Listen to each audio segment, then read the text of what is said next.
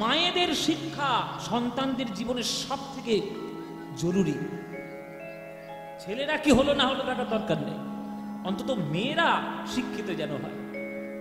মায়েরা শিক্ষা যদি তোমরাই না পাবে, সন্তানদেরকে সেই শিক্ষা দেবে কি করে? জেনে রাখো, সন্তানরা মানুষ হয় মায়ের কোলে, পুরুষের কোলে নয়।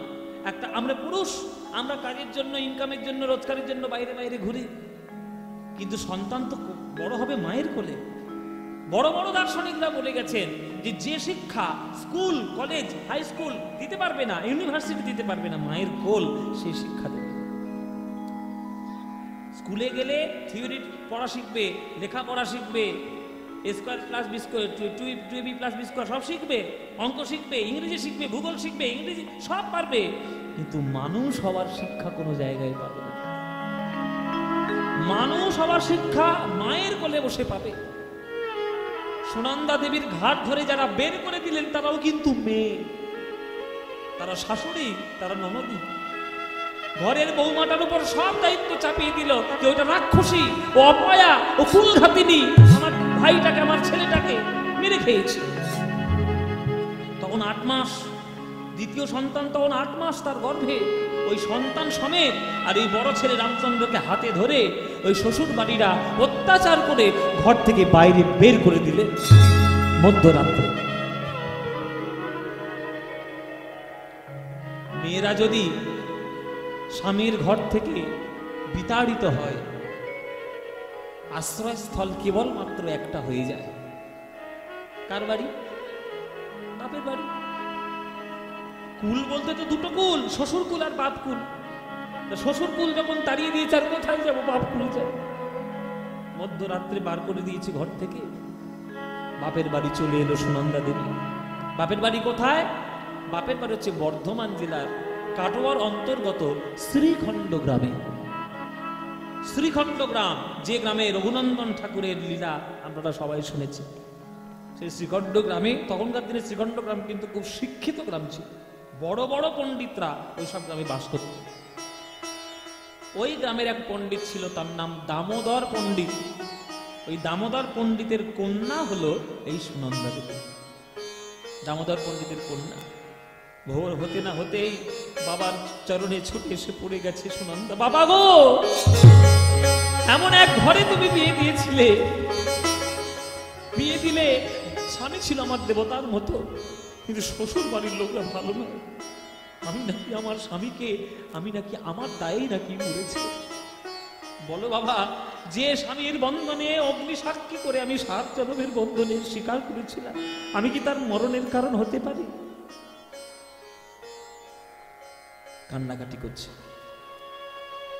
তখন বলছে আমাদের দামোদর পণ্ডিত বলছেন যে মা, আমার ঘরের লক্ষ্মী যেমন গেছিল, আমার ঘরের লক্ষ্মী আবার ফিরে এসেছে। কাঁদছিস কেন? কান্নার কোনো কারণ ঘটেনি, তোর বাবা এখনো বেঁচে আছে। আমার নাম দামোদর পণ্ডিত, আমি শাক্ত ধর্ম অবলম্বন করি। আমাকে দেখলে শ্রীখণ্ডের লোকেরা 10 হাত দূরে থেকে সরে যায়, তারা সম্মান করে, শ্রদ্ধা করে।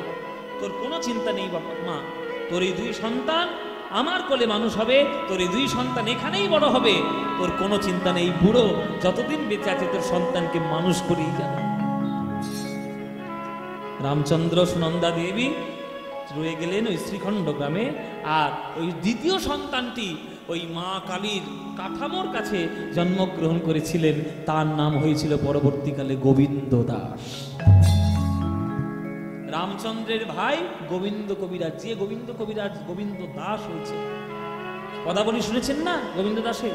ভজ হুরে মন শ্রীনন্দ নন্দন অভয় চরণারবিন্দ। এই গোবিন্দ দাসের লেখা। শারদ চন্দ্র পবন মন্দ বিপিনে ভরল কুসুম গন্ধ, গোবিন্দ দাসের লেখা। হ্যাঁ, বড় বড় পদ এবং বিরাট পদকর্তা হয়ে গেছিলেন এই গোবিন্দ দাস। সুতরাং হয়ে গেলেন সেই বাড়িতেই, বাপের বাড়ি রয়ে গেলেন। আর রামচন্দ্র সেই দাদুর কোলে বসে বসে বড় হচ্ছে। সন্তানরা জানেন কেমন, শিশুরা কেমন জানেন? শিশুরা হচ্ছে কাদার তালের মতো। কাদার তাল, কাদার তাল দেখবেন মূর্তি যারা তৈরি করে, কাদার তাল ছাঁচের ঠাকুর করে, ওদের কাছে দেখবেন একটা ছাঁচ তৈরি করে রাখে, আর কাদার তালটা সেই ছাঁচের মধ্যে গিয়ে ফেলে দেয়। যে ছাঁচে ফেলবে সেই ঠাকুর বেরোবে। শিশুরা হচ্ছে কাদাত্তা, তাদেরকে আপনি যে ছাঁচে ফেলবেন তারা ঠিক তৈরি হবে, সেরকম তৈরি হবে। ওই জন্যে গবেষণা করে দেখা গেছে গর্ভকালীন অবস্থায় মা যেমন তার জীবন ধারণ করে, বড় হয়ে সন্তান ঠিক তেমন হবে। এটা আজকের রিসার্চ নয় বাবা, এটা বহু কালের আগের রিসার্চ। সত্যযুগ থেকে এই রিসার্চ হয়ে আসছে। সত্যযুগের রিসার্চ শুরু হয়েছে, কলিযুগে আমরা আজকে জানতে পারছি। সত্যযুগে একটা বিরাট বড় ভক্ত হয়েছিল, তার নাম ভক্ত প্রহ্লাদ। প্রহ্লাদের বাবাকে দৈত্য, দৈত্যের ঔরসে জন্ম প্রহ্লাদের, অথচ দৈত্যের রক্ত গায়ে থাকা সত্ত্বেও প্রহ্লাদ হয়ে গেল বিরাট বড় ভক্ত। তার জন্য ভগবান নরসিংহ রূপ ধারণ করলেন। এমনি এমনি নন, মায়ের জন্য হয়েছে। বলছি না সব হচ্ছে মা কেন্দ্রিক। ওই জন্য আমরা পৃথিবীতে শিশুরা সবার প্রথমে একটাই শব্দ শিখি, মা। একটাই শব্দ আমরা প্রথমেই শিখি, মা। মায়ের নাড়ির সঙ্গে সকল কিছু জড়িত। তা কয়াধু বিরাট বড় ভক্ত ছিলেন বলেই প্রহ্লাদ অত বড় ভক্ত হতে পেরেছে। তাই রামচন্দ্র পরিবেশে বড়, যে পরিবেশটাই বড় হচ্ছে সেটা পুরো পণ্ডিতের পরিবেশ। কেননা দামোদর পণ্ডিত বিরাট বড় পণ্ডিত, সারাদিন রাত তার শাস্ত্র চর্চা, দাদুর কোলে বসে বসে বড় হচ্ছে, পণ্ডিত তো সে হবে। একটু যখন বড় হলো, 12-14 বছর যখন বয়স, তখন ওই মা কালীর পুজো করছে দামোদর পণ্ডিত। আর সেই রামচন্দ্র পাশে গিয়ে বসে বসে দেখছে, দাদু দাদু দাদু এই মূর্তিটা কি? কার মূর্তি? দেখলে বড্ড ভয় করে, রাত্রির বেলায় দেখলে খালো তো। বলে এই মূর্তি তো সব বাবা, ইনি হচ্ছেন আদিশক্তি মা মহামায়া, ইনি হলেন মহামায়া। ভগবান শ্রী বিষ্ণু যখন কারণ সমুদ্রশায়ী নারায়ণ রূপী যান, সেই কারণ সমুদ্র রূপী নারায়ণ যখন মহামায়ার প্রতিক্ষণ করেন, সেই মহামায়াই এই জগতে অজস্র ব্রহ্মাণ্ডের জন্ম দেয়। প্রত্যেকটি ব্রহ্মাণ্ডের মধ্যে একটি করে বিষ্ণুর অধিষ্ঠান, সেই বিষ্ণুকে বলা হয় গর্ভদক্ষায়ী বিষ্ণু। আর সেই মহামায়া এই সম্পূর্ণ জগৎকে সৃজন করেছে। আবার সেই মহামায়া লীলার ছলে বৃন্দাবনে যখন রাধা কৃষ্ণের সঙ্গে আসেন আর রাধা গোবিন্দের লীলার যোগসূত্র স্থাপন করে দেন, তখন আর তিনি মহামায়া থাকেন না, তিনি তখন হন যোগ মায়া। যোগ মায়া মহামায়া, মহামায়েরই দুই রূপ। যেমন সন্তান বদমাইশি করলে, দুষ্টুমি করলে মা তাকে শাসন করে, আবার সেই মা মাধ্যমিকে স্টার পেলে বাজারের সব থেকে দামি মিষ্টিটা নিয়ে গিয়ে ছেলের মুখে তুলে দেয়। তেমনি জগৎ যখন সৃষ্টি করেন তিনি তখন মহামায়া, আর রাধা গোবিন্দের প্রেম যোগসূত্র স্থাপন যখন করেন তিনি হন যোগ মায়া। মাকে ডাক বাবা, মাকে ডাক। মার করুণা পেলে সবই তো সবকিছু পাবে, মাকে ডাক।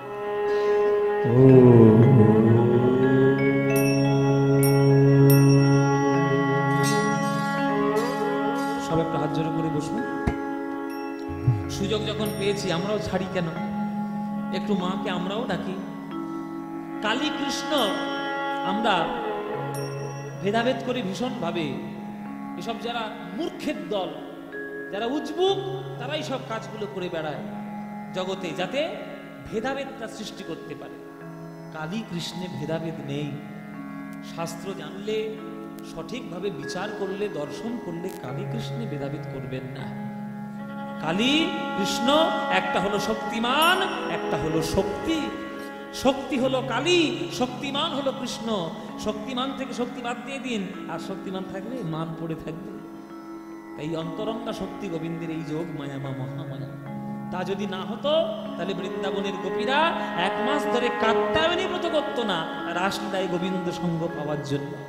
যদি কালী কৃষ্ণ আলাদাই হয়, ওই জন্য বৈষ্ণব আর শাক্তের দ্বন্দ্ব করতে নেই, একসঙ্গে করতে তাদের উপাসনা করতে হয়। চলুন করজোড়ে বসবেন। আমরা সুযোগ যখন পেয়েছি আমরা একটু মাকে স্তব করে নিই, মাকে একটু আমরা ডেকে নিই। করজোড়ে বসবেন, উলুধ্বনি দেবেন মায়েরা। ও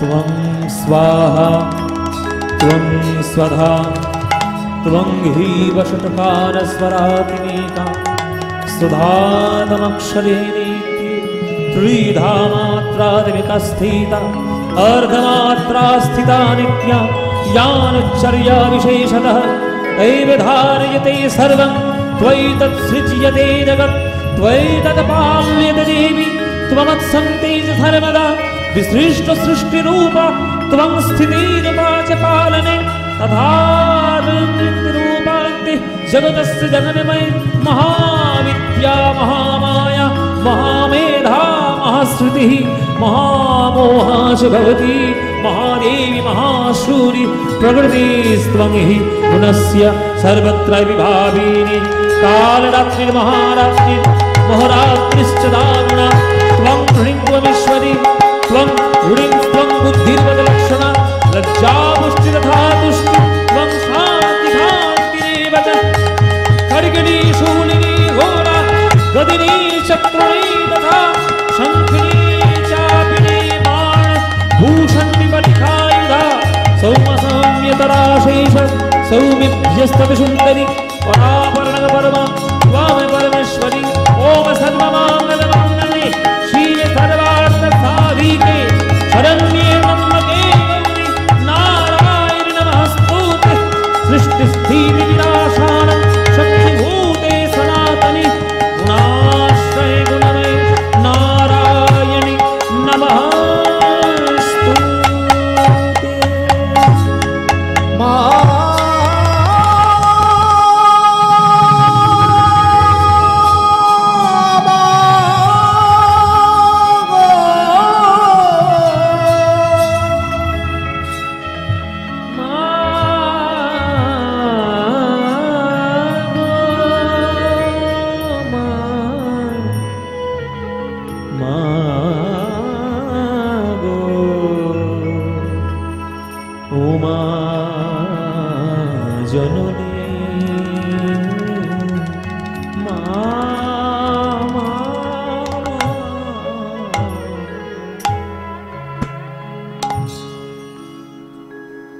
চণ্ডীপাঠ যখন হলো মায়ের একখানা গান হবে নাকি?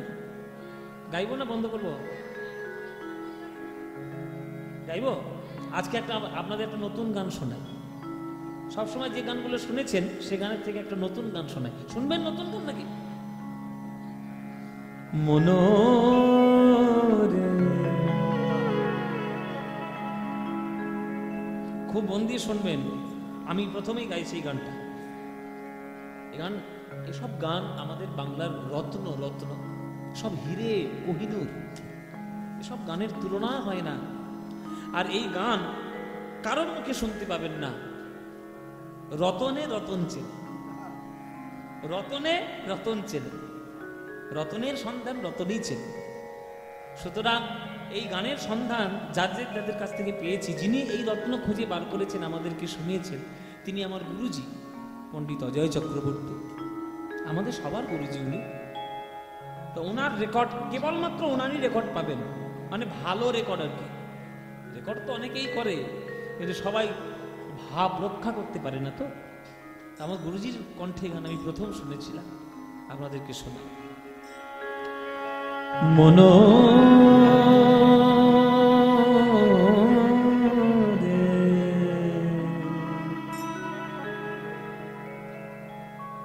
কালী বলে মনোরে, কালী বলে ডাকো, আমার কথা শোনো, কথা রাখো, তুমি ঘরের বাহির হইও না কো। ওগো কথা শোনো, কথা রাখো, তুমি ঘরের বাহির হইও না কো। মনোরে কালী বলে ডাকো, মনোরে কালী বলে ডাকো, মনোরে কালী বলে ডাকো, মনোরে কালী বলে। আমার কথা শোনো, কথা রাখো, তুমি ঘরের বাহির হইও না কো। আমার কথা শোনো, কথা রাখো, ঘরের বাহির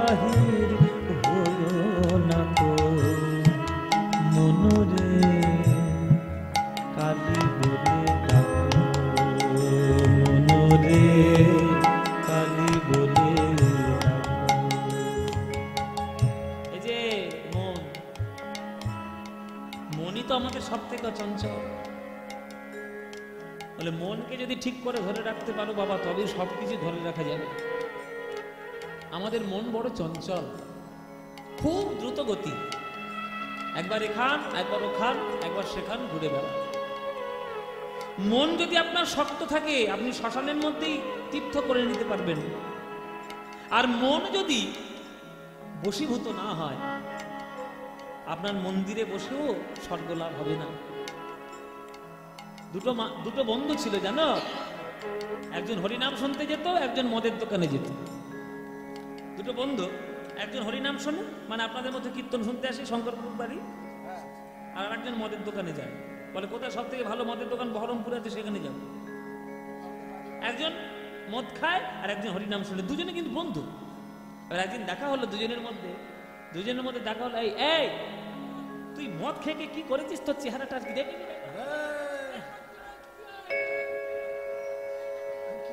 শরীরটা কি করেছে দেখেছিস? এই আমার সঙ্গে চল, শঙ্করপুর বাড়ি যাই, খুব ভালো কীর্তন হয়। চল, আরে চল না। বোতল দেখাচ্ছে খালি, ও মায়েরা খালি বোতল দেখাচ্ছে। তুই বাবা যা, আমি মদের দোকানে। ভালো লাগে, কথাবার্তা জড়িয়ে যাচ্ছে, তবু সে মদের দোকানেই যাবে। এইবার দুজন গিয়েছে দুই জায়গায়। সে ভক্ত এসছে হরিনাম শুনতে, সে ভক্ত গেছে, সেই লোকটা গেছে মদের দোকানে। এইবার যে মদের দোকানে গেছে, সে মদের দোকানে কোনোদিন সে লক্ষ্য করে না, আজকের হঠাৎ লক্ষ্য করেছে মদটা কিনতে, মদের বোতলটা কিনতে গিয়ে হঠাৎ করে একটা রাধা কৃষ্ণের ছবি আছে, সেই ছবির দিকে নজর পড়েছে। এবার ছবিটা মালা টালা দেওয়া, এত সুন্দর ছবি। হঠাৎ করে বোতলটা হাতে নিয়ে ওই ছবিটার দিকে নজর পড়ে মদের বোতল মদের হাতেই রয়ে গেল। মনে মনে ভাবছে, হায় রে, সারাটা জীবন কি করলাম রে, আমার বন্ধুটা কত পুণ্য করে ফেলেছে, সারা জীবন সে হরিনাম করেছে, আর আমি মদ খেয়ে খেয়ে আমার জীবনটাকে নষ্ট করে ফেললাম। মদ খেতে খেতে আমি এখন বুঝতেই পারছি না যে এখন আমি মদ খাই না মদ এখন আমায় খায়, জানি না। মায়েরা দেখুন মন কেমন, মন কেমন দেখুন। মদের দোকানে মদ কিনতে গিয়ে হাতে মদের বোতল রয়ে গেল, সারাক্ষণ সেই মদের দোকানে বসে বসে কাঁদছে আর রাধা গোবিন্দের কথা মনে করছে, কীর্তনের কথা মনে করছে। কি করলো আমি সারা জীবন? আর যে লোকটা হরিনাম শুনতে এসছে, কোনো কারণে কীর্তনিয়া সেদিন তাদের মন ভোলাতে পারছে না। গান কি সব দিন সমান হয়? রান্না যেমন কোনোদিন সব দিন সমান হয় না, খেলা যেমন সমান হয় না, প্রত্যেকদিন কীর্তন ভালো হবে, কীর্তনিয়া করবে, হয়? আমাদের কাছ থেকে সবাই এক্সপেক্ট করে আজকে দুর্দান্ত কীর্তন হবে, মোটেও নয়। আমাদের দুর্দান্ত করা কীর্তন করার ক্ষমতাই নেই। উপর থেকে আশীর্বাদ আসবে, যদি আশীর্বাদটা কাজ করে তবেই গান ভালো লাগতে পারে, নইলে লাগবে না। তা কোনো কারণে কীর্তনিয়ার গানটা ভালো লাগছে না, সেই লোকটা খালি অস্থির হয়ে পড়ছে, গান করছে, এই ভালো হচ্ছে না, চল, ভালো হচ্ছে না, চলে যাবো। আজকে কীর্তন একদম ভালো হচ্ছে না, এই আজকে কীর্তনটা শোনা বন্ধ করে ওই ওই আহারে মরি রে, সখী রে, হায় রে, বাবা রে, মা রে, কি হলো রে, এই কীর্তন করছে। এর থেকে যদি একটু বন্ধুর সঙ্গে মদের দোকানে যেতে, ও তো বেশ মদ খায়। দেখুন মন কেমন, সে মদের দোকানে বসে বসে রাধা গোবিন্দের স্মরণ করে কাঁদছে, আর এই কীর্তনের আসরে বসে বসে মদের গ্লাসের কথা চিন্তা করছে। দুজনের যখন মরণ হলো, দুজন কে কোথায় গেল? ওই মাতাল গেল স্বর্গে, আর কীর্তন শ্রোতা গেল নরকে। আর তোমরা কীর্তন শুনবে? আর শুনবে কীর্তন? শুনবে, ভালো করে শুনবে, যখন মন দিয়ে শুনবে। কীর্তন শুনতে আসবে অথচ মনের মধ্যে কুবুদ্ধি শুধু ঘুর ঘুর ঘুর ঘুর করবে, তাহলে কীর্তন শুনে কোনো লাভ হবে না। যতই ভালো কীর্তন শোনো, ওই নরকে গিয়ে পৌঁছবে সব। তাই বলছে সাধক কমলাকান্ত বলছে, মন রে, যেখানেই থাকিস না কেন মনকে সংযমের মধ্যে রাখ। তুই সংযমে থাক, কালী বলে মনরে কালী বলে ডাকো, আমার কথা শোনো কথা রাখো, তুমি ঘরের বাহির হও না গো। আমার কথা শোনো কথা রাখো, তুমি ঘরের বাহির হও না গো। মনরে কালী বলে ডাকো, মনরে কালী বলে ডাকো, মনরে কালী বলে ডাকো। ভবের যাতনা যত দেহ তাদের অনুগত,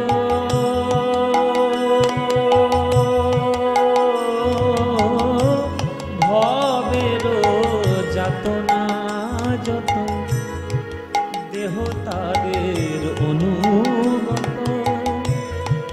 দেহ জানে আর দুঃখ জানে, দেহ জানে আর দুঃখ জানে, দেহ জানে আর দুঃখ জানে। মন তুমি আনন্দে থাকো। হায় হায় হায়, গান গাইতে কেমন গায়ে কাঁটা দিচ্ছে সব গান। ভবেরও যাতনা যত দেহ তাদের অনুগত, দেহ জানে আর দুঃখ জানে। মন মন তুমি কালী নামের আনন্দে থাকো। দেখবেন আমাদের দুঃখগুলো কেন্দ্র কিসে? বেশিরভাগ দুঃখ কিন্তু দেহ কেন্দ্রিক। কাম ক্রোধ লোভ মোহ মাদ মাৎসর্য এইগুলো যখন পরিপূর্ণ হচ্ছে না, তখন দেহ আপনাকে এমনি দুঃখ দেবে। যে গীতায় শ্লোক আছে, কাম এসে ক্রোধ এসে রজগুণ সমুদ্ভব মহাসান মহাপাপমা বিদ্ধি বৈহবরিণম। গীতার শ্লোক যে কাম আর ক্রোধ এই দুটো বড় সাংঘাতিক ভয়ঙ্কর শত্রু।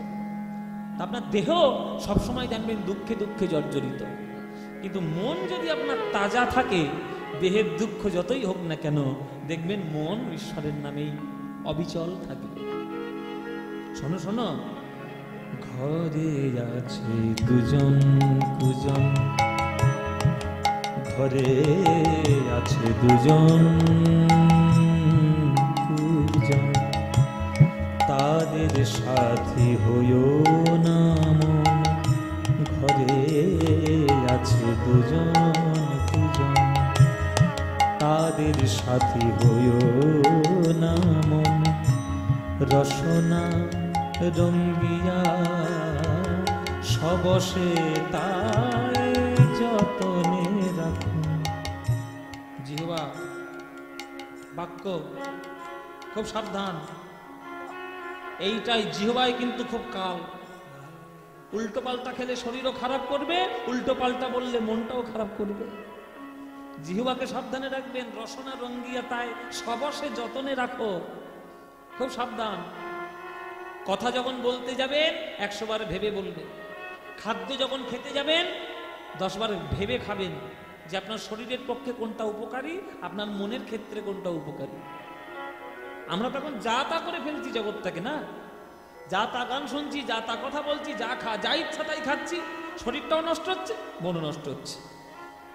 এই দেহ মন, ওই যে কাম আর ক্রোধ সাংঘাতিক ভয়ঙ্কর শত্রু, এই দুটোকে সাবধানে রাখবে।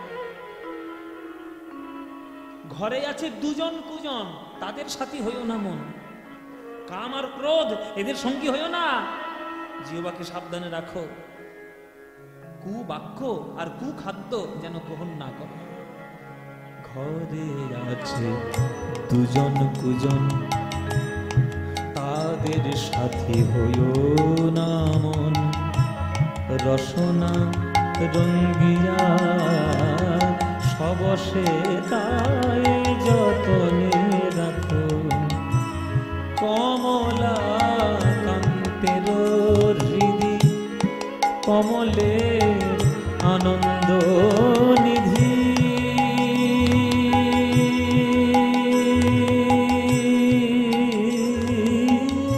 কমলা কান্তের হৃদি কমলের আনন্দ নিধি।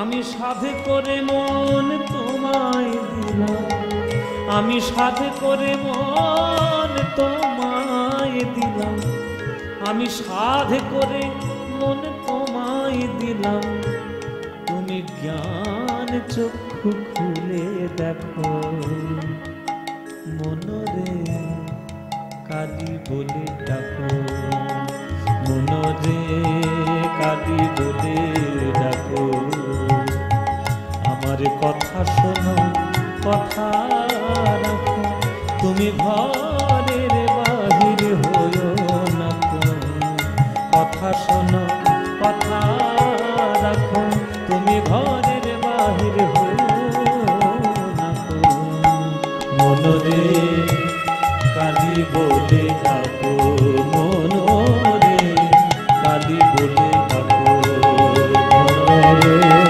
কালী বলে ডাকো, মনরে কালী বলে ডাকো, মনরে কালী বলে ডাকো।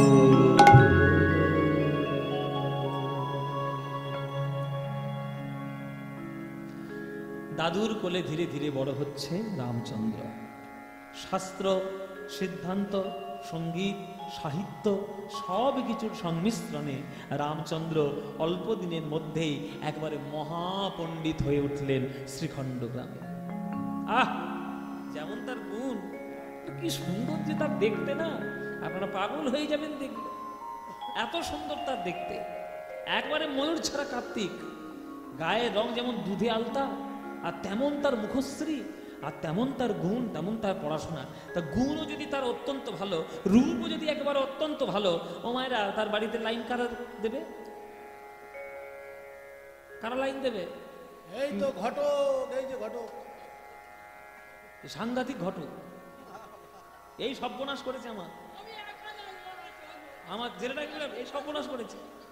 ওই জন্য এই যে আপনারা দেখেন না, অনেকে প্রশ্ন করেন, বাবা তুমি যত অত্যাচার ওর ওপর করো কেন? ওই জন্য এমনি করি, গায়ের অনেক জ্বালা আছে, গায়ে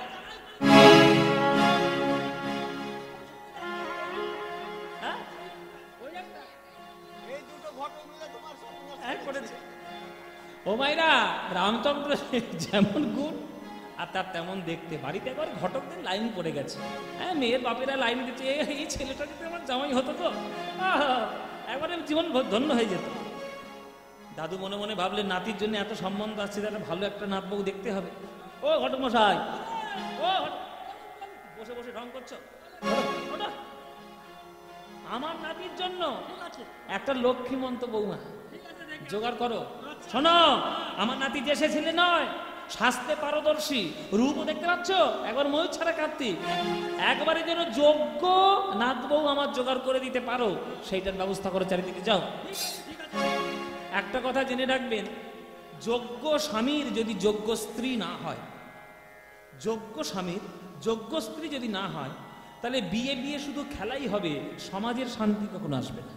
মানে সারা জীবন মনে করুন আপনি কীর্তন শুনতে ভালোবাসেন, কীর্তন শুনতে ভালোবাসেন বলে যেখান থেকে টোটো করে, গাড়ি ধরে, বাইকে করে আপনি চলে আসছেন কীর্তন শুনতে। এখন আপনি যাকে বিয়ে করেছেন সে আবার কীর্তন টীর্তন ভালোবাসে না, সে আবার ডিজে ভালোবাসে, ঘুপ ঘুপ ঘুপ ডান্স, বাংলা ডান্স, হ্যাঁ, ঘুপ ঘুপ যদি ভালোবাসে। এখন আপনি, সে ঘুপ ঘুপ করছে, আপনি হরি হরি করছেন, তাহলে দুজনে কি হবে বুঝতে পারছেন? এই হচ্ছে অবস্থা। এখন বেশিরভাগ তো চারিদিকে তাই হচ্ছে, বিয়ের নামে ছিলিমিনি খেলা। যাই হোক, সেসব অত ডিটেলস আমার দেওয়ার দরকার নেই। ওই রামচন্দ্রের জন্য একটা সুন্দর একটা মেয়ে খোঁজার জন্য ঘটক মশাইয়ের দায়িত্ব দেওয়া হয়েছে। তা খুঁজতে খুঁজতে খুঁজতে একটা মেয়ের সন্ধান পাওয়া গেছে। তার নাম হচ্ছে রত্নমালা। হ্যাঁ, ও মায়েরা, নাম কি বললাম গো? রত্নমালা। এই রত্নমালা যেমন সুন্দর, একবার লক্ষ্মী ঠাকুরের মতো দেখতে, তেমন সে সুস্ত্রী, ভদ্র, সভ্য, শিক্ষিতা, একটা সুন্দর রমণী। চলো, হ্যাঁ হরমশাই, বাহ বাহ বাহ, হ্যাঁ আপনার মুখে ফুলচন্দন, হ্যাঁ কলকাতার রসগোল্লা খাওয়াবো, সত্যি করে ল্যাংচা খাওয়াবো, এই বর্তমানের মিহির, হ্যাঁ আপনাকে সব মিষ্টি খাওয়াবো, মিষ্টি খাইয়ে আপনাকে মারবো আমি। ঘটককে খুব আদর আপ্যায়ন করলেন, রত্নমালাকে দেখতে গেলেন দামোদর পণ্ডিত। আগেকার দিনে যেত না সেই বৌমাকে আশীর্বাদী করতে গিয়ে কেউ অনেক যাদের সামর্থ্য থাকতো গয়না দিত, হাতের বালা হোক বা যাই হোক। তা দামোদর পণ্ডিত গিয়ে হাতে একটা বালা দিয়ে রত্নমালাকে আশীর্বাদ করে বলছে, মা, স্ত্রী কাকে বলে জানো? স্বামীর ধর্ম নিজের ধর্ম বলে মনে করে যদি স্বামীর সৎ ধর্ম হয়, সেই সৎ ধর্মটা আরো এগিয়ে নিয়ে যেতে সাহায্য করতে হয়, তবেই সে সহধর্মিনী। হ্যাঁ, স্বামী যদি অসৎ কর্ম করে তুমি স্ত্রী হয়ে যাবে, সংসারে শক্ত হয়ে দাঁড়াবে। স্বামীর অসৎ কার্যটিকে তুমি নিজের শক্তি দিয়ে ধূলিসাৎ করে স্বামীকে সৎ পথে ফিরিয়ে নিয়ে আসবে, তবেই তো সে স্ত্রীর মর্যাদা রক্ষা করবে। মাগো, আমার রামচন্দ্র নিজের নাতি বলে বলছি না, ও যেমন ভদ্র ছেলে তেমন সে শাস্ত্রজ্ঞ, তেমন রূপবান। আমি আশীর্বাদ করে যাই, মা তোমরা সুখী হও। এই নাও একটা আশীর্বাদী বালা তোমাকে দিয়ে গেলাম, আর স্বামীর ধর্ম যেটা হবে সেটাই যেন তোমার ধর্ম হয়। মা আশীর্বাদ করি, যাও বিয়ে দেয়। ঠাকুমশাই, আরে বিয়ের দিন ঠিক করুন। পাঁজি তো কিনে নিয়ে এলেন আজকে, পাঁজি কিনে নিয়েছে জানেন আজকে, বরমপুরে পাঁজি কিনেছি। হ্যাঁ, আরে ভালো করে দিন ঠিক করুন। ভালো করে একটা দিন ঠিক করা হলো, রামচন্দ্র রত্নমালার বিয়ে হবে। বাহ, পালকিতে করে রামচন্দ্র বিয়ে করতে আসছে। পালকি পালকি আগেকার দিনে পালকিতে বিয়ে করতে যাওয়া একটা স্ট্যাটাস ছিল, মানে আভিজাত্য আর কি। এখনকার দিনে যেমন ওই বিয়েতে সব ওই কি কত রকম সব ঢং হয়েছে। হ্যাঁ, ওই কি কি গাড়ি করে যায় নাকি, ওই তো টাটা সুমো গাড়ি, স্করপিও গাড়ি। টাটা সুমো ও তো আর পাওয়াই যায় না, স্করপিও তাহলে ফাটা সুমো পাওয়া যাবে। স্করপিও স্করপিও, তারপর নানান ধরনের দামি দামি গাড়িতে করে এখন বর যেতে। হ্যাঁ, ইনোভা দেখেছ, কটা বিয়ে করেছে চিন্তা করো, শুধু নতুন নতুন গাড়ি চলেছে। আগেকার দিনে পালকিতে যাওয়াটা ছিল একটা স্ট্যাটাস, আভিজাত্য। সামনে 50 জন, পিছনে 50 জন, আর বরযাত্রী একবার লাইন ধরে আসছে শ্রীখণ্ড থেকে, আর রত্নমালার বাড়িতে প্রবেশ করছে। হ্যাঁ, বিয়ে বলে কথা, চলো চলো চলো চলো চলো বিয়ে হবে, খাওয়া দাওয়া। আগে শুধু খাওয়া দাওয়ার চিন্তা, কি খাওয়া হবে সেইটা। মালা রে তোর বরেলো রে, মালা রে তোর বরেলো রে, তোর মাথায় দিয়ে রে মালা বরেলো রে। মালা রে তোর মরেলো রে, মালা রে তোর মরেলো রে, তোর মাথায় দিয়ে রে মালা বরেলো। আহা, কোন দেবতার করবি পূজা পেলি এমন বর, কোন দেবতার করবি পূজা পেলি এমন বর, কোন দেবতার করবি পূজা পেলি এমন বর, কোন দেবতার করবি পূজা পেলি এমন বর। সেই দেবতার বরের তোর বর মনোহর, সেই দেবতার বরের তোর বর মনোহর। মালের তোর বরে গোরে, মালার তোর বরে গোরে, তোর মাথায় দিয়ে রে মালা বরে গোরে, মালা বর। উরুধ্বনি মায়েরা, উরুধ্বনি। মালা বরে গোরে, মালা বরে গোরে। यदिदं हृदयं मम तदस्तु हृदयं तव, यदिदं हृदयं तव तदस्तु हृदयं मम। শুভ মন্ত্রে শুভ পরিণয়, বিবাহ সম্পূর্ণ হলো। একটা যখন বিয়ে হয়, সেই বিয়ের থেকে অনেকে অনেক রকম এক্সপেকটেশন রাখে, অনেকে অনেক রকম এক্সপেকটেশন প্রত্যাশা রাখে। ও মায়েরা, যে মেয়েটার বিয়ে হবে সেই মেয়েটা প্রথমেই ভাববে কন্যা কাময়তে রূপম। হ্যাঁ, আমার স্বামীটা যেন একেবারে দেবের মতো দেখতে হয়। হ্যাঁ, দেব দেব, কি সুন্দর দেখতে না? ঠিক আছে তাই। হ্যাঁ, কি সুন্দর দেখতে না? খাদানের মধ্যে ফেলেছে এখন। খাদান সিনেমা করে, সিনেমা ভালো করে না, ছেলে। খাদান সিনেমা, কি সুন্দর ভালো দেখতে। ছেলে, মেয়ে চাইবে যে আমার যেন স্বামী যে হবে সব থেকে সুন্দর তার দেখতে হয়। শাস্ত্র বলছে কন্যা কামায়তে রূপম পিতা শ্রুতম, পিতা চাইবে যে আমার যে জামাই হবে ভদ্র সভ্য লেখাপড়া জানা যেন একটা ভালো ছেলে হয়। মাতা বিত্তম, শাশুড়ি চাইবে জামাই কিছু থাকবো না থাকবো মাল করি যেন ভালো থাকে। হ্যাঁ, মেয়ে যখন বলবে ফেস ওয়াশ কিনে দেওয়া 2000 টাকা দামের, কি করবে? হ্যাঁ, শাশুড়ি চাইবে মাল করি যেন ভালো থাকে বাবা আমার জামাই। আর আত্মীয় পরিজন কি চাইবে? জ্ঞাতয় কুলমিচ্ছন্তি, জ্যাঠা কাকা খুড়ি পিসি এরা চাইবে কি যে আমার ছেলেটা যেন জাতের হয়। হ্যাঁ, জাতের মেয়ে কালো ভালো, জাত যেন হয় ঠিক। আর পাড়া প্রতিবেশীরা কি চাইবে? মিষ্টান্ন ইতরে জনা। পাড়া প্রতিবেশীরা চাইবে ছেলে কালো হোক, ফর্সা হোক, রোগা হোক, মোটা হোক, বেঁটে হোক, লম্বা হোক। পয়সা আছে কি পয়সা নেই আমাদের দেখার কি দরকার? আমাদের যখন নিমন্ত্রণটা করবে এমন খাওয়া খাবো, এবার কবজি ডুবিয়ে 50 টাকা বাঁচবি, 50 টাকা বাঁচবে। আর বাঁচবে এই গোড়া বাজারেই পুড়িয়ে দিয়ে যেতে হবে। এইটা হচ্ছে পাড়া প্রতিবেশী ধ্যান ধারণা যে মিষ্টান্ন ইতরে জানা। কিন্তু জানো মায়েরা, রত্নমালা শিবরাত্রির ব্রত করেছে, শিবের মাথায় জল ঢেলেছে আর বলেছে হে শিব ঠাকুর, যিনি আমার স্বামী হবেন, যিনি আমার পতি হবেন, সে আর কিছু হোক বা না হোক, সে যেন সত্যবান হয়, সে যেন গুণবান হয়, সে যেন সদা সত্য কথা বলে, ব্যাস, আর আমার কিচ্ছু চাই। সেইভাবেই বিবাহ হয়েছে। যেমন রামচন্দ্র, যেমন পাত্র তেমন পাত্রী, সেই পাত্র পাত্রীর বিচার ভেদে আজকের বিবাহ সম্পন্ন হলো। আচ্ছা, ভক্তদের কাছে অনুরোধ, ভিক্ষা পাত্র নিয়ে আমার এই ভক্তরা আপনাদের চরণ প্রান্তে যাবে। আপনারা প্রাণ ভরে যার যতটুকু সামর্থ্য, যার যেমন দরকার, আপনারা প্রাণ ভরে একটু দান দেবেন। আর দান দেওয়ার সময় ভিজির ভিজিরে কিচির মিচির করবেন না। হ্যাঁ, পাখিদের মতো সবার কাছে যাবে, সবাই দেবেন, কোনো চিন্তা নেই। আর ঠং ঠং যেন কাঁসার থালায় আওয়াজ না হয়। কাঁসার থালা নিয়ে যাচ্ছে, ঠং ঠং আওয়াজ যেন না হয়। কি বললাম বুঝে নাও, বেশি বলা যাবে না, বুঝে নাও। কর্মর করে এগুলো ছোট,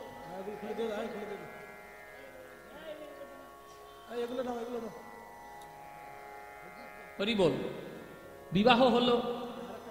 বিবাহ হলো বরযাত্রীরা একেবারে কবজি ডুবিয়ে রত্নমালার বাড়িতে, মানে রামচন্দ্রের শ্বশুর বাড়িতে খাওয়া দাওয়া করলে সুন্দরভাবে সবাই সবকিছু সম্পূর্ণ হলো। এইবার পালকি নিয়ে রামচন্দ্র রত্নমালা গৃহে ফিরছে। চলো বাপের বাড়ি যাব, বাপের বাড়ি যেতে হবে। রত্নমালা যেমন সে লক্ষ্মীমন্ত মেয়ে, আবার রামচন্দ্র সেও একেবারে গুণবান ছিল। আজকে চলেছে পালকি নিয়ে। হ্যাঁ, ওই মুর্শিদাবাদ থেকে ধীরে ধীরে কাটোয়াটা পার করে ওই শ্রীখণ্ডের দিকে তারা এগিয়ে চলেছে। শ্রীখণ্ডের দিকে তারা এগিয়ে চলেছে। হ্যাঁ, ওই শ্রীখণ্ডের দিকে যাওয়ার আগে কাটোয়াটা পার করলেই, কাটোয়ার গঙ্গাটা পার করলেই একটা জায়গা পড়ে, সেই জায়গাটার নাম হচ্ছে জাজিক গ্রাম। আপনারা জানেন কিনা, অনেকেই জানেন হয়তো, জানেন না? জাজিক গ্রাম জানেন না? জাজিক গ্রাম হচ্ছে কাটোয়ার, যে বর্ধমান থেকে কাটোয়া যে লোকালটা আসে, ওই লোকালে জাজিক গ্রাম স্টেশন পড়ে। আর জাজিক গ্রামটা হচ্ছে রাস্তার পাশে। কখনো ঘুরে আসবেন, ওই কাটোয়ার গঙ্গাটা পার করবেন আর গিয়ে বলবেন জাজিক গ্রাম যাবো, সবাই দেখিয়ে দেয়, টোটো ফটো সব যায়। হ্যাঁ, তো ওই জাজিক গ্রাম থেকে, জাজিক গ্রামের, কেননা শ্রীখণ্ডে যাওয়ার রাস্তাটা জাজিক গ্রামের উপর দিয়ে, জাজিক গ্রামের দু একটা স্টপেজ পরে শ্রীখণ্ড পড়ে। তাহলে শ্রীখণ্ডে ঢুকতে যাবে তার আগে জাজিক গ্রাম। আর সেই জাজিক গ্রামে বট গাছের তলায় শ্রীমদ্ ভাগবতের পাতা উল্টে ভক্তগণ সামনে রেখে শ্রীমদ্ ভাগবত পাঠ করছে আমার শ্রীনিবাস আচার্য প্রভু। আমি গৌরাঙ্গ লীলায় কি বলেছিলাম মায়েরা? মহাপ্রভু বলেছেন যে আমি হব শ্রীনিবাস, আর নিত্যানন্দ হবে নরোত্তম দাস, আর গদাধর তুমিই হবে রামচন্দ্র।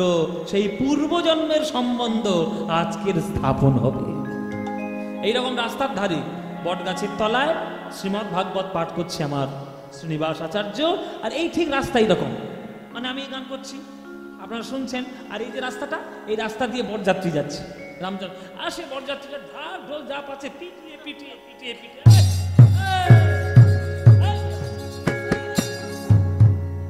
আচ্ছা, যেসব বরযাত্রীরা খেতে এসেছিল আর ঢাক ঢোল বাজাতে এসেছিল, তারা কি ভাগবত পাঠের মহিমা বোঝে?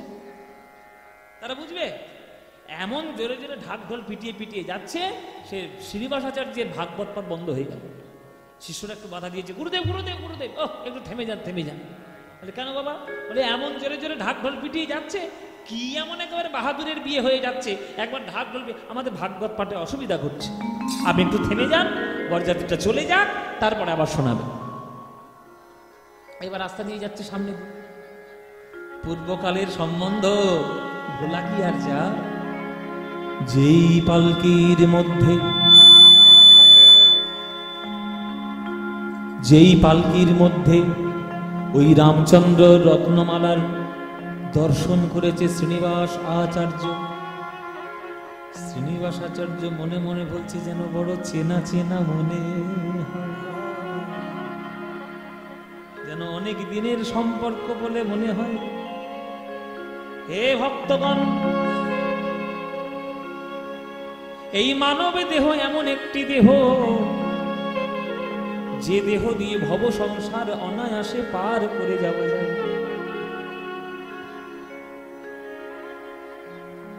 এই মানব দেহ এমন একটা দেহ, ভবসাগর অনায়াসে পার করে যাওয়া যায়।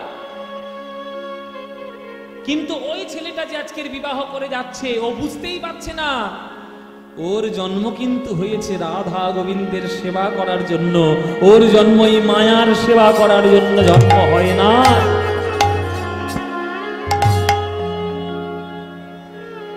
মায়ার সেবা করার জন্য জন্ম হয় না। সংসার সিন্ধু মতি দুস্তরম মূর্তিতে নন্ন প্লবো ভগবত পুরুষোত্তমস্য লীলা কথা রসনিসৌম্যন্তরেণ পুংস ভবেদ বিবিধ দুঃখদবারিদিতস্য বিবিধ দুঃখদবারিদিতস্য বিবিধ দুঃখদবারিদিতস্য।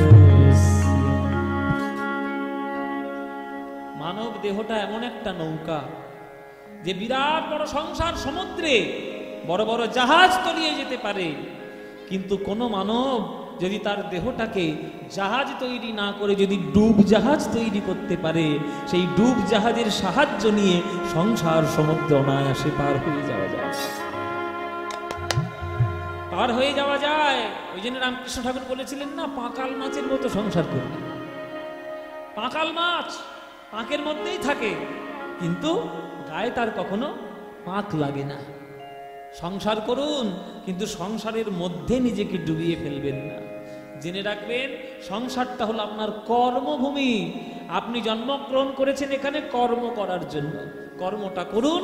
নিজের বাড়ি এই সংসারটা আপনার নয়, না আপনার নিজের বাড়ি বহরমপুরে, না আমার নিজের বাড়ি লক্ষ্মীকান্তপুরে। আমি কাজ করতে এখানে এসেছি, আসল বাড়ি কোথায়? স্বরূপেতে সবার হয় গোলকেতে স্থিতি। আমাদের স্বরূপে আমাদের স্থান হচ্ছে গোবিন্দের চরণে, হ্যাঁ, গোবিন্দের চরণে। সুতরাং সেইটা হচ্ছে আমাদের আসল ঘর। কে আমি, কেন মোরে যারে তাপত্রয়, ইহা নাহি জানি প্রভু কইছে হিত হয়, ইহা নাহি জানি প্রভু কইছে হিত হয়। তখন প্রভু বললেন, জীব নিত্য কৃষ্ণ দাস, ইহা ভুলে গেলা, তে কারণে মায়া পিশাচি গলায় বান্ধিলা। ধরিতে ধরিতে যদি সাধু বৈদ্য পায়, কৃষ্ণ নাম মন্ত্রে মায়া পিশাচি পালায়। যেমন তান্ত্রিকদের দেখলে কোনো ভূত প্রেত ঢুকতে পারে না, তেমনি সাধুর মুখে কৃষ্ণ নাম শোনা মাত্র মায়ারূপী পেতনি জীবের হৃদয় ছেড়ে দূর হয়ে যায়। তাই এই যে ছেলেটার পালকি যাচ্ছে, এই ছেলেটা বুঝতেই পারছে না যে এই ছেলেটার জন্ম হয়েছে রাধা গোবিন্দ সেবা করার জন্য, মায়ার সেবার জন্য নয়। বদ বদ হরি ছদনা করি হো, বদ বদ হরি ছদনা করি, ও গো বদ বদ হরি ছদনা করি হো, বদ বদ হরি ছদনা করি, ও গো বিপদে ভরল দে। তোমার এ তত্ত্ব জানিয়া, এ তত্ত্ব জানিয়া আগে পলা হলো, তত্ত্ব জানিয়া আগে বলা হলো, শ্রবণ দর্শনকে, শ্রবণ দর্শনকে, তার পাছে পাছে লোচন বচন, তার পাছে পাছে লোচন বচন, ওগো তার পাছে পাছে লোচন বচন, তার পাছে পাছে লোচন বচন, সবে কাজে দিল ভঙ্গ, সবে কাজে দিল ভঙ্গ। মোর মোর করি রাত্রি দিনে মরি, মোর মোর করি রাত্রি দিনে মরি, মোর মোর করি রাত্রি দিনে মরি, মোর মোর করি রাত্রি দিনে মরি, যমদূতে দেখে রঙ্গ। মধুতে দেখে রঙ্গ। পদাবলীটার মানে বুঝুন, বদ বদ মানে বলো বলো, বাংলা ভাষা কিন্তু বুঝতে হবে ঠিক করে ভাবটা। বদ বদ হরি মানে বলো বলো হরি, ছদনা করি হোক মানে ছলনা করো না। বিপদে ভরল দেশ, চারিদিকে বিপদ ভর্তি, তোমার এ তত্ত্ব জানিয়ে আগে পলা বলো শ্রবণ দর্শন কেশ। আমরা যখন মায়ের গর্ভ থেকে জন্ম নিই তখন 32টা দাঁত আমাদের থাকে, থাকে মায়েরা 32টা দাঁত কখন জন্ম নেয়? দুধের দাঁতটা পড়ে যাওয়ার পর তবে 32টা দাঁত আসে, ঠিক কিনা? প্রথমে তো আমাদের একটা দাঁত পড়ে যায়, ওই দাঁতটা টেনে তুলে দিতে হয়, দুধের দাঁত বলি, ওটা ভেঙে গেলে তারপরে আসল দাঁতটা আসে, তবে 32টা দাঁত। কিন্তু জেনে রাখবেন, দাঁতের জন্ম আমার জন্মের পরে, কিন্তু যখন আমার মৃত্যুর কালটা এগিয়ে আসবে দাঁতই কিন্তু আগেই পালাবে, দাঁতটাই আগে পালাবে। এই যে ঘন কি সুন্দর কালো কালো সিল্কি সিল্কি চুল দেখছে, বাবা কি সুন্দর চকচক করছে চুল, এই চুলটা কি আমার মায়ের জন্মের গর্ভে জন্মের পরে আমার ছিল না, পরে হয়েছে।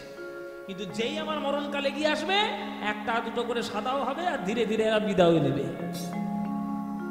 এই যে মায়ের জন্মের পর দেখবেন ত্বকের সৌন্দর্য কত চকচক করছে, কিন্তু যেই বুড়ো হব মরণকাল আসবে শুকিয়ে যাবে, শুকিয়ে যাবে, এরা সবাই আগে আমাদের থেকে বিদায় নিয়ে নেবে। তাই বলছে এই তত্ত্ব জানিয়া আগে বলা হলো তোমার শ্রবণ দর্শন কৃষ। এ তত্ত্ব জানিয়া আগে বলা হলো, এ তত্ত্ব জানিয়া আগে বলা হলো শ্রবণ দর্শন কেশ, শ্রবণ দর্শন কেশ। তার পাছে পাছে লোচন বচন, তার পাছে পাছে লোচন বচন, এরা সবে কাজে দিল ভঙ্গ, সবে কাজে দিল ভঙ্গ।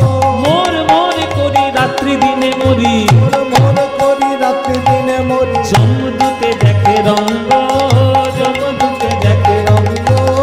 বিষম নগরে প্রতি ঘরে ঘরে, বিষম নগরে প্রতি ঘরে ওগো বিষম জমের থানা, বিষম জমের থানা।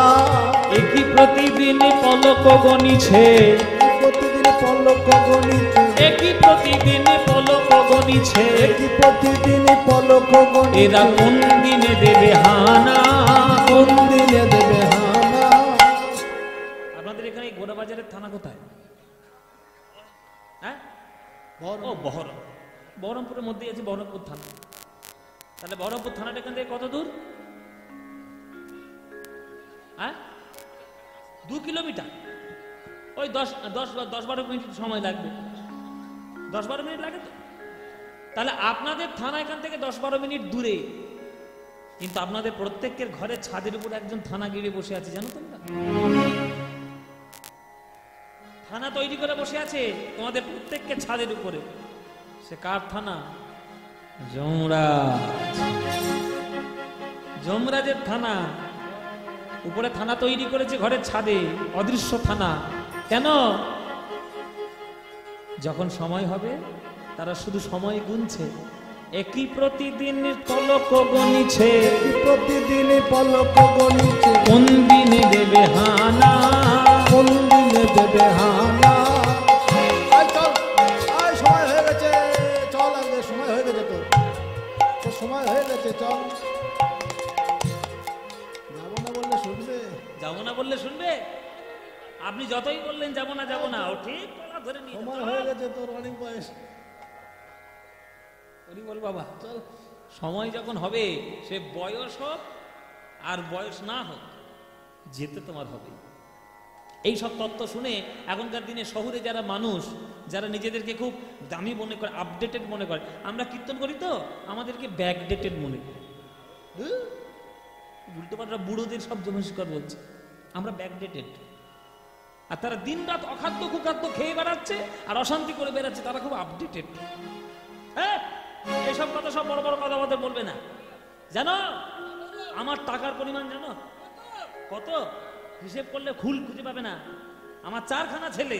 আচ্ছা, হ্যাঁ, একটা ছেলে মাসে 5 লাখ টাকা ইনকাম করে, আর একটা ছেলে মাসে 10 লাখ টাকা, আর একটা ছেলে 17 লাখ টাকা ইনকাম করে, তাই নাকি?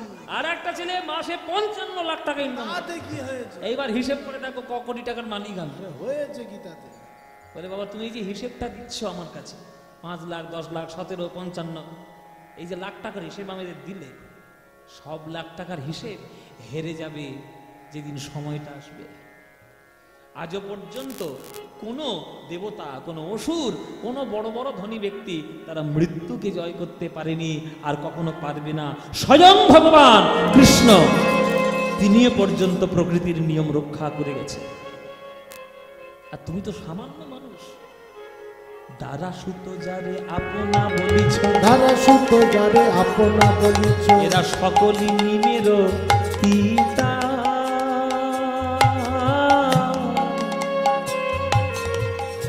বলে বাবা নিম পাতা খুব তিতো লাগে, আরে আর সেই চিনি দিয়ে খাও, 3-4টে বার নলেন গুলো চুবিয়ে খাও।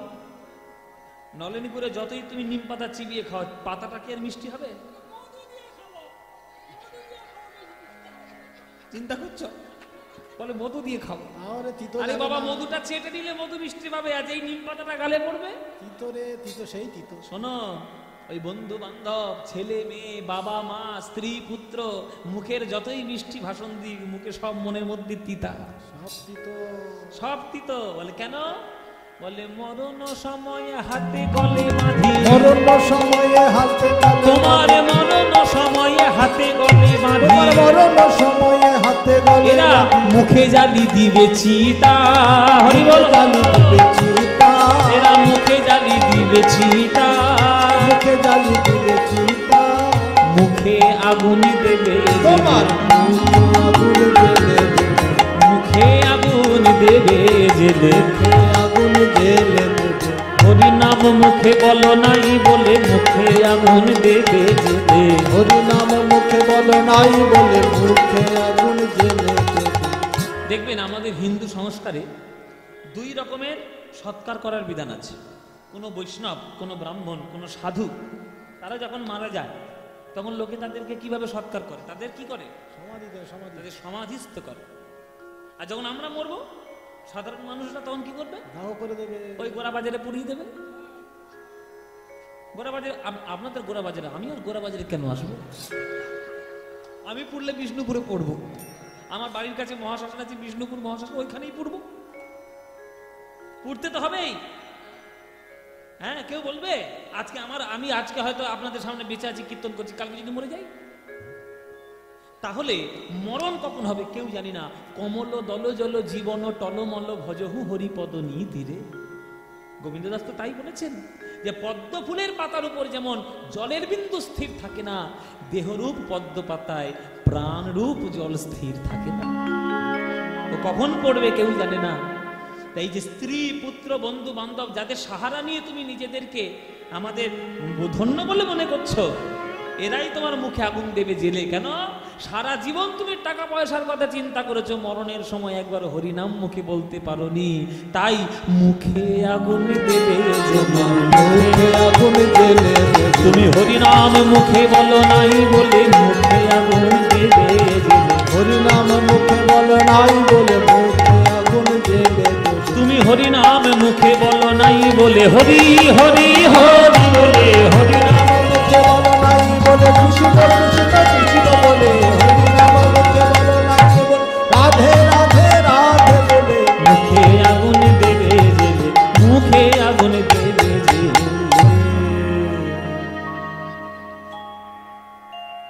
ও মায়েরা, সে তত্ত্ব কথা বলতে বলতে রাত ভোর হয়ে যাচ্ছে। সে বরযাত্রী কখন চলে গেছে ঠিক নেই। বরযাত্রীকারী ভাগবত পাঠের জন্য দাঁড়িয়ে থাকবে যে তুমি কোন পদ গাইবে তাকে শুনে তারপর যাই। আর শ্রীনিবাস আচার্য ভাবের গতিতে বলতেই থাকছে বলতেই থাকছে। একটা শিষ্য বলছে গুরুদেব কিছু মনে করবেন না, বরযাত্রী সে কখন চলে গেছে, আপনি আবার ভাগবত পাঠটা শুরু করুন। কি আপনি তত্ত্ব কথা বলতে শুরু করেছেন? তখন সে, ও আচ্ছা চলে গেছে, আচ্ছা আচ্ছা, ও আমি বুঝতে পারিনি। আসলে ওই ছেলেটার মুখ দেখে মনে হলো ওই ছেলেটার জন্ম গোবিন্দ সেবার জন্য হয়েছে। মায়া যাক, যার জীবন সে দেখবে, আমাদেরও তো ভেবে লাভ কি। চলো আমরা যে প্রসঙ্গ আলোচনা করছিলাম ভাগবতে, সেই প্রসঙ্গটা আলোচনা করি। আবার ভাগবত পাঠের ব্যাখ্যায় চলে এলেন শ্রীনিবাস। মায়েরা পড়লো কথা সবার মাঝে, যার কথা তার গায়ে বাজে। ওই যে বলেছিলাম, আমি বলেছিলাম কালকে যে যত বড়ই লোহা হোক না কেন, চুম্বকের আকর্ষণে তাকে যেতেই হয়। এই যে ঢাক ঢোল পেটানো হচ্ছে, এত জোরে জোরে আওয়াজ, পালকি বাহকরা করে যাচ্ছে, কিন্তু যার কান থাকার ঠিক তার আছে। এই যে তাকে দেখেই শ্রীনিবাসাচার্য বলেছেন যে এর জন্ম গোবিন্দ সেবার জন্য হয়েছে, মায়ার সেবার জন্য নয়। এই কথা ঠিক উড়ে এসে রামচন্দ্রের কানে লেগেছে। হঠাৎ করে তার সম্বিত ফিরেছে। সাধু বাবা আমাকে দেখে এই কথাটা বললেন। সাধু বাবা, বাবাজি মহাশয় সারা জীবন হরিনাম করছেন, তারা যদি কাউকে দেখে কোনো কথা বলেন এমনি এমনি কি বলবেন? নিশ্চয়ই কোনো কারণ আছে, এই কারণটা আমায় জানতে হবে। কিন্তু এখন তো কিছু বলা যাবে না, সদ্য সদ্য বিয়ে করেছি, হঠাৎ করে বলা যায়? যাক বাড়ি যাই। বাড়িতে এলো, সেদিন তো কাল রাত্রি, সেদিন তো স্বামী স্ত্রী একসঙ্গে থাকতে পারবে না। পরের দিন ফুলশয্যা, ফুলশয্যার রাত্রে ঢুকেছে আমার রামচন্দ্র রত্নমালার কাছে, ঘরে গেছে। বউ ভাতের খাওয়া দাওয়া খেয়ে টেয়ে মোটামুটি পাড়া প্রতিবেশী খুব আনন্দ করে চলে গেছে। আজকে ফুলশয্যা, দামি বেনারসি শাড়ি পরে বসে রয়েছে রত্নমালা। রাম, এই যে জায়গাটা, এই যে প্রসঙ্গটা এবার বলছি, মায়েরা খুব মন দিয়ে শুনবেন। মানুষের জীবনের পরিবর্তনের জায়গাটা এই, কখন কোন দিক দিয়ে কে ঘুরবে ঠিক নেই।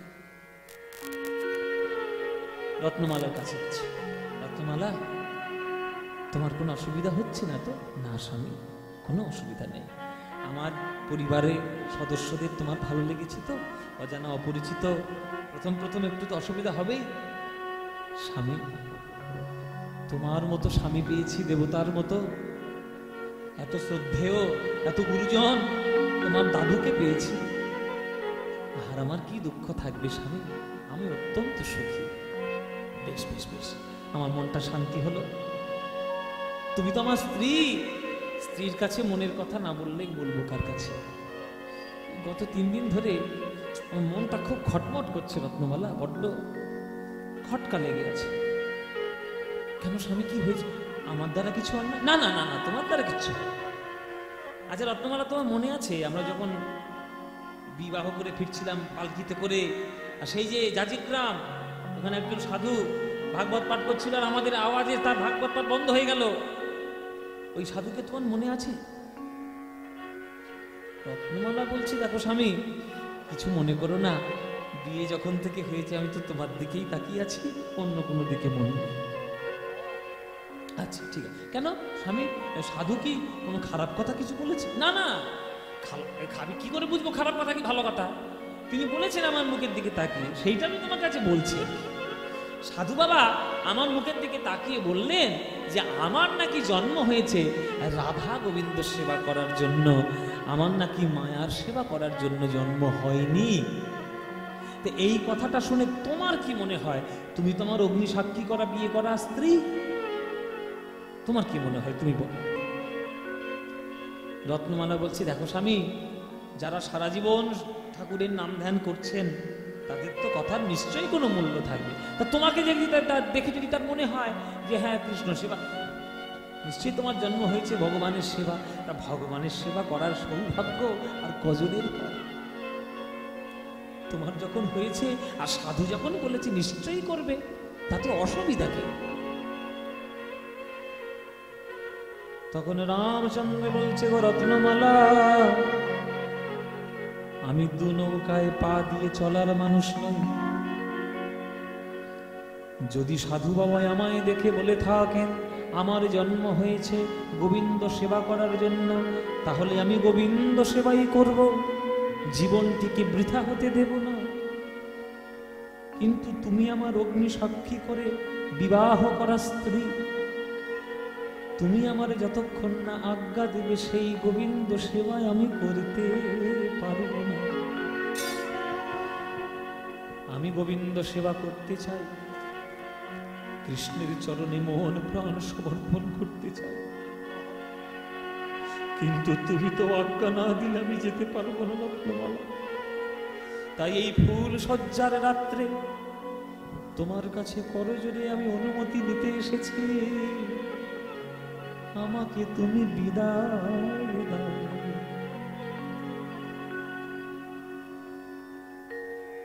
কত আশা আকাঙ্ক্ষা নিয়ে একটা মেয়ে এসেছে, সংসার করবে, আর ফুল সজ্জার রাত্রে যদি এই কথা তার স্বামীর কাছ থেকে সে শুনে, বলো মায়েরা তোমরা সহ্য করতে পারবে? রত্নমালা স্বামীর চরণটি জড়িয়ে ধরলেন, স্বামী তুমি কি বলছো? আজ আমাদের প্রথম পরিচয়ের রাত, আমি তোমাকে চিনলামই না, জানলামই না, আর তুমি একটা সাধুর কথা শুনে সে আজ আমার থেকে তুমি বিদায় নিতে এসছো। না স্বামী,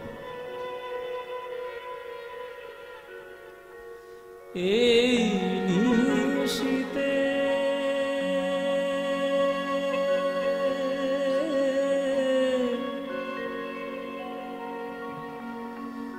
বন পথে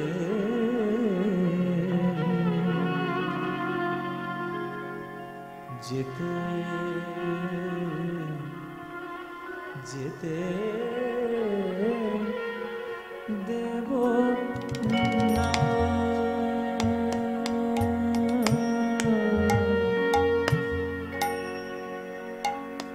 দেব না,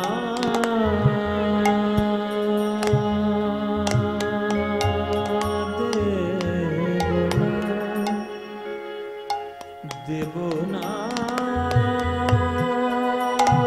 দেব না,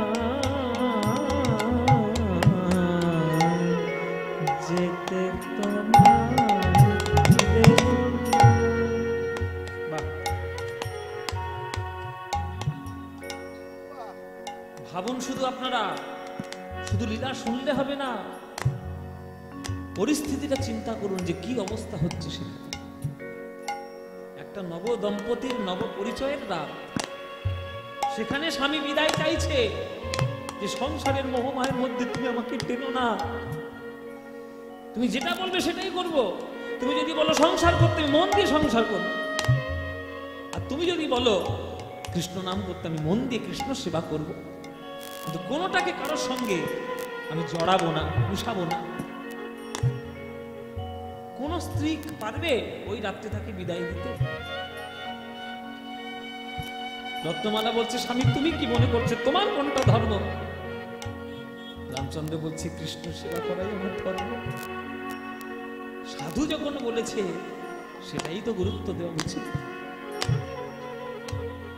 তখন রত্নমালা এই গান গাইছে, দেব না,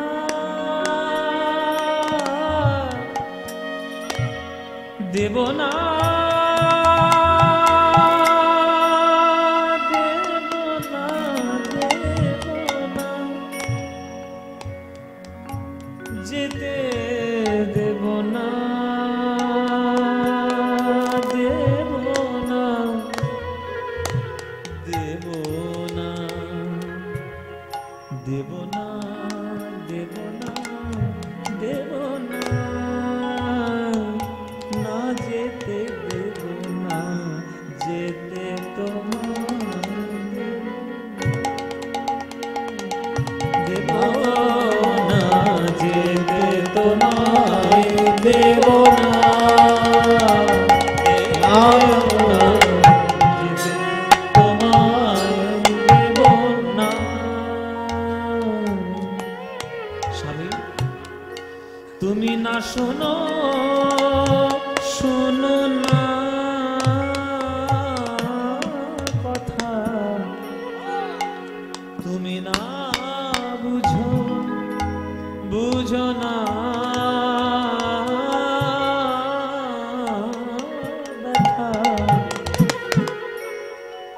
অশ্রুমালা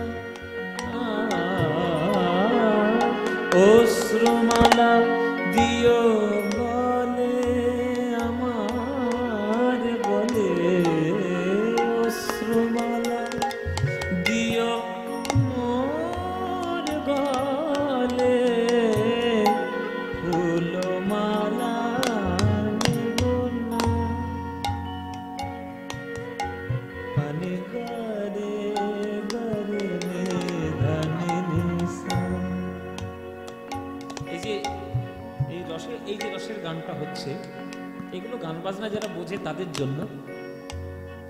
এই রসটার নাম হচ্ছে ঠুমরি, ঠুমরি অঙ্গের গান। এই রস হচ্ছে শৃঙ্গার রসের গান। এই ঠুমরি অঙ্গের গান, এই গানটা তৈরি করেছে আমার গুরুদেব শ্রী সুমন ভট্টাচার্য। কিন্তু এই যে অঙ্গটা ঠুমরি অঙ্গ, এ বহুকালের আমাদের ভারতবর্ষের সঙ্গীতের মধ্যে একটা অংশ। পানি গারে রে রে রে রে রে রে ধানি নি নি নি নি সা ধা নি সা। গাওয়ার মধ্যে সবসময় মাদকতা থাকবে। গারে রে ধানি রে রে রে পা পা মা মা মা মা মা মা করি মা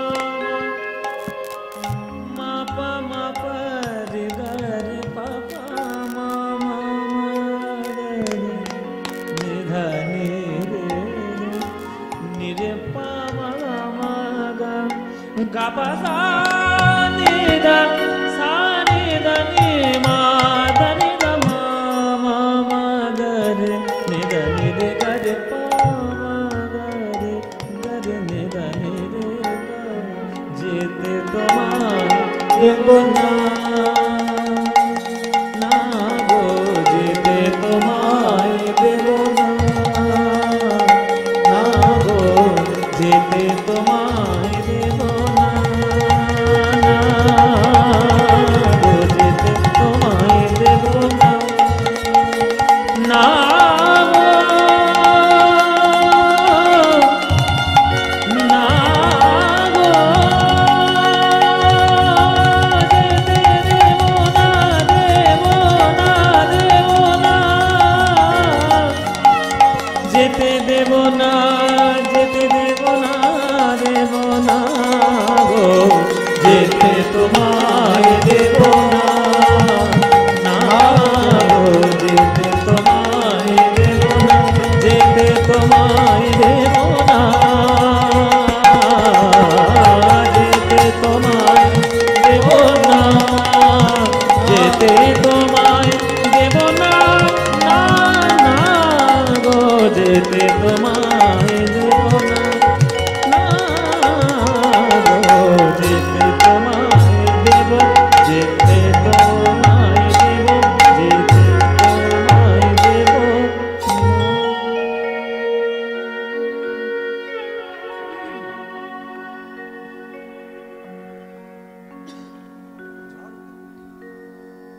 চলে গেল রামচন্দ্র, চলে গেল স্ত্রীকে কাঁদিয়ে। ফুলসজ্জার রাত্রে মায়ার বন্ধন সকল কিছু ত্যাগ করে রামচন্দ্র চলে গেল। কোথায় গেল? যাজিগ্রামে। যে আমাকে বলেছে এই কথা, তার কাছে প্রশ্ন করতে হবে যে আপনি আমাকে দেখে কেন বললেন এই কথা। রাত্রে গৃহ ত্যাগ করেছে, ভোরবেলা বাড়ি এসেছে। তখন শ্রীনিবাস আচার্য আহ্নিক করবে বলে, ভোরে স্নান করবে বলে আশ্রম থেকে আর বাইরে পা দিয়েছে। যেই পাটা দিয়েছে মনে হচ্ছে পাটা কেউ জড়িয়ে ধরেছে, জড়িয়ে ধরেছে। কে? কি বাবা তুই এই পা জড়িয়ে ধরলি কেন? কে তুই? গুরুদেব, আমায় চিনতে পারছেন না? আমি সেই, আপনি ভাগবত পাঠ করছিলেন আর বরযাত্রী যাচ্ছিল, পালকির মধ্যে যে বর বসেছিল সেইটা আমি। শ্রীনিবাস আচার্য বলছে, হ্যাঁ এই তো সেই মুখটা। তুই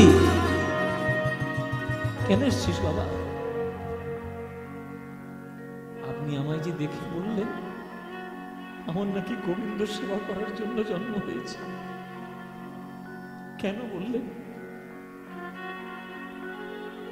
শ্রীনিবাস আচার্য বলছে, আজকে তোর ফুলসজ্জা না? হ্যাঁ গুরুদেব। তাহলে ফুলসজ্জার রাত্রে স্ত্রীকে পরিত্যাগ করে আমার কাছে যখন চলে আসতে পেরেছিস, বুঝতে পারছিস না তোর মধ্যে কেন কৃষ্ণ নামের বীজ হবে? আমি বলেছি নিতাই গৌর প্রেমানন্দ হরিব। যার মায়ার বন্ধন ছিন্ন হয় তার একদিনেই হয়, যার হবার নয় সারা জীবনেও হবার নয়। ওগো শ্রী গুরু বৈষ্ণব তুহার চরণ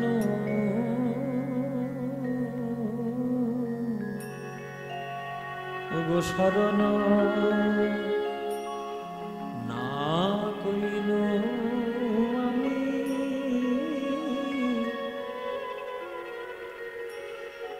বিষয় কঠিন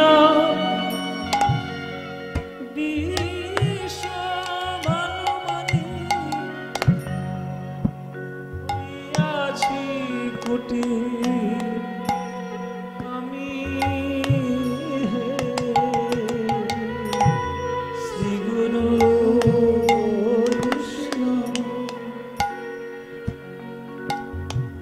গুরুদেব আপনার চরণে হাজির হয়েছে। আপনি যখন আমায় বলেছেন কৃষ্ণ সেবা করার জন্য জন্ম হয়েছে, তাহলে আপনি আমাকে কৃষ্ণ সেবার মধ্যে টেনে নিন গুরুদেব। বলে ভোর বেলায় ফুলসজ্জার রাত্রে মায়ার বন্ধন কাটিয়ে যখন আসতে পেরেছিস, আর কি পরীক্ষা নেওয়ার দরকার? আয় বাবা, গঙ্গা স্নান করিয়া আজকেই তোকে দীক্ষা দেব। সেই ভোরেই রামচন্দ্রকে দীক্ষা দিয়ে দিলেন শ্রীনিবাস আচার্য। এমন তার গুরুদেবের প্রতি সমর্পণ, গুরুর দেহ না শিষ্যের দেহ মনেই হয় না আলাদা। জেনে রাখবেন বাবা, সেবা যদি সৎ কার্যে হয় আর সঠিক পাত্র যদি বিচার হয়ে যায়, তাহলে দুই দেহের মধ্যে কোনো অন্তর থাকে না, দুই দেহ এক হয়ে যায়। কৃষ্ণ সেবা করার জন্য রামচন্দ্র গুরুদেবের চরণে রয়ে গেলেন। এমন তার সমর্পণ যে এই একদিনের জন্য কিন্তু ফুলসজ্জার রাত্রের কথা তার মনে নেই, যে কোনটা ছেড়ে তিনি এসেছেন গুরুদেবের কাছে। 1 বছর হয়ে গেল গুরুদেবের চরণ সেবা করছি, 1 বছর হয়ে গেল। এবার শ্রীনিবাস আচার্য যেহেতু শ্রীখণ্ডের বাড়ির কাছে কাছেই তার বাড়ি, তার পা চারিদিকের থেকে কথা শুনেছে যে আমার এই রামচন্দ্রের স্ত্রী রত্নমালা বড় কান্নাকাটি করছে, কেননা ফুলসজ্জার রাত্রেই তাকে ত্যাগ করে চলে এসেছে, খুব কান্নাকাটি করছে, বিলাপ করছে। সকালবেলায় একদিন রামচন্দ্রকে ডেকেছে, এই রামচন্দ্র এদিকে তো। বলুন গুরুদেব। আচ্ছা আমি যা বলবো তুই সেটা শুনবি তো? বলে হ্যাঁ। আরে সেটা শোনার জন্যই তো আমি আপনার কাছে এসেছি। আচ্ছা তুই আমায় খুব শ্রদ্ধা করিস, খুব সম্মান করিস, খুব ভালোবাসিস? হ্যাঁ গুরুদেব। জীবেরও নিস্তারে লাগি নন্দসুত হরি ভুবনে প্রকাশ হন গুরু রূপ ধরি, মহিমায় গুরু কৃষ্ণ একে করি জান, গুরু আজ্ঞার হৃদে সদাই সত্য পরিমাণ, গুরু নিন্দুকের মুখ কবু না দেখিবে, যথা হয় গুরু নিন্দা শেখা যায়। বাহ, এই গুরুর প্রতি সমর্পণ তোর যেন চিরকাল থাকে বাবা। এই সমর্পণ না থাকলে কি আর গুরুর প্রতি সেবা করা যায়? আমি যেটা বলবো সেটা করবি তো? বলে হ্যাঁ। এই সামনে বাবা, এই সাপ, সরে যাও।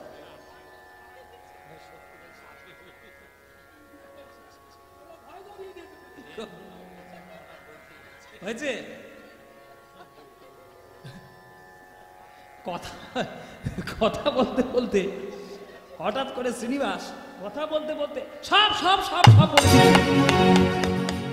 সাপ সাপ বলেছে, ওরে বাপরে, রামচন্দ্র তো লাফিয়ে পড়েছে।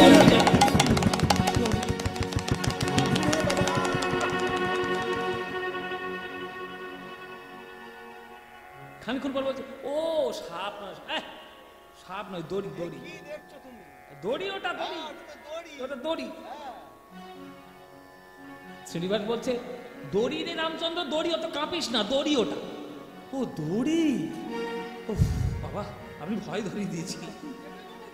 হ্যাঁ, এই যে মা যেমন ভয় পেল, মনে আবার আরেকটু হলে হার্ট অ্যাটাক করতো। বলে গুরুদেব এইভাবে কেউ ভয় দেখায়? শ্রীনিবাস আচার্য বলছে আচ্ছা রামচন্দ্র আমি ভয়ে দেখাই না, আমি তোকে একটা কাজ করেছি। কি কাজ করেছেন? বলে আচ্ছা এই যে আমি তোকে বললাম সাপ, তুই তো একবার ভয়ে কেঁপে কেঁপে অস্থির হয়ে দূরে সরে গিয়ে লাভ মেরে পড়েছিস 100 হাত দূরে, তা তুই কি জানতিস না ওখানে দড়ি পড়ে আছে? বলে হ্যাঁ আমি জানতাম ওখানে দড়ি আছে। তাহলে তো তুই দড়ি যখন জানতিস, তা আমি যখন বললাম সাপ, তুই সাপ সাপ বলে লাফাচ্ছিস? বলতে পারলি না গুরুজি ওটা দড়ি, ওটা সাপ নয়? সেবা শুনুন আর উত্তর শুনুন। রামচন্দ্র বলছে ওগো গুরুদেব, আমি জানতাম ওখানে দড়ি পড়ে রয়েছে, ওটা সাপ নয়।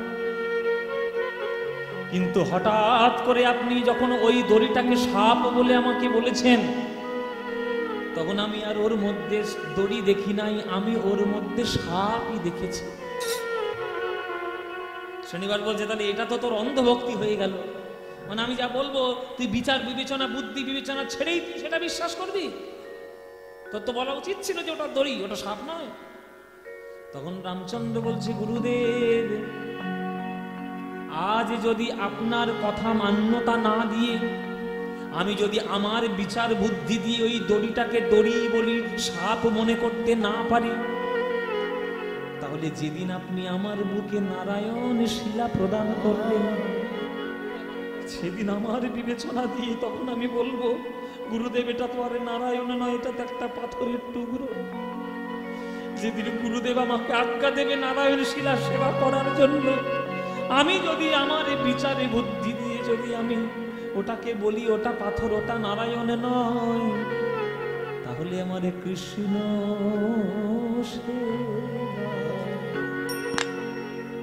হবে না গো।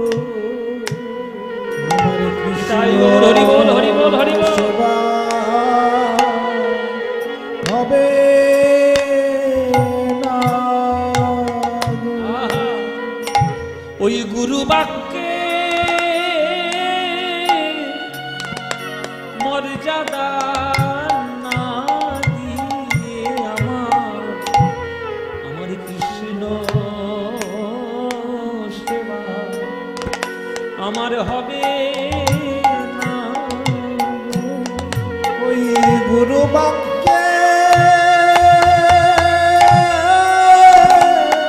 মর্যাদা না দিয়ে আমার কৃষ্ণ সেবা হবে না।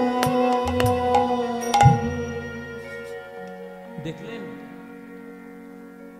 এই হচ্ছে দর্শন।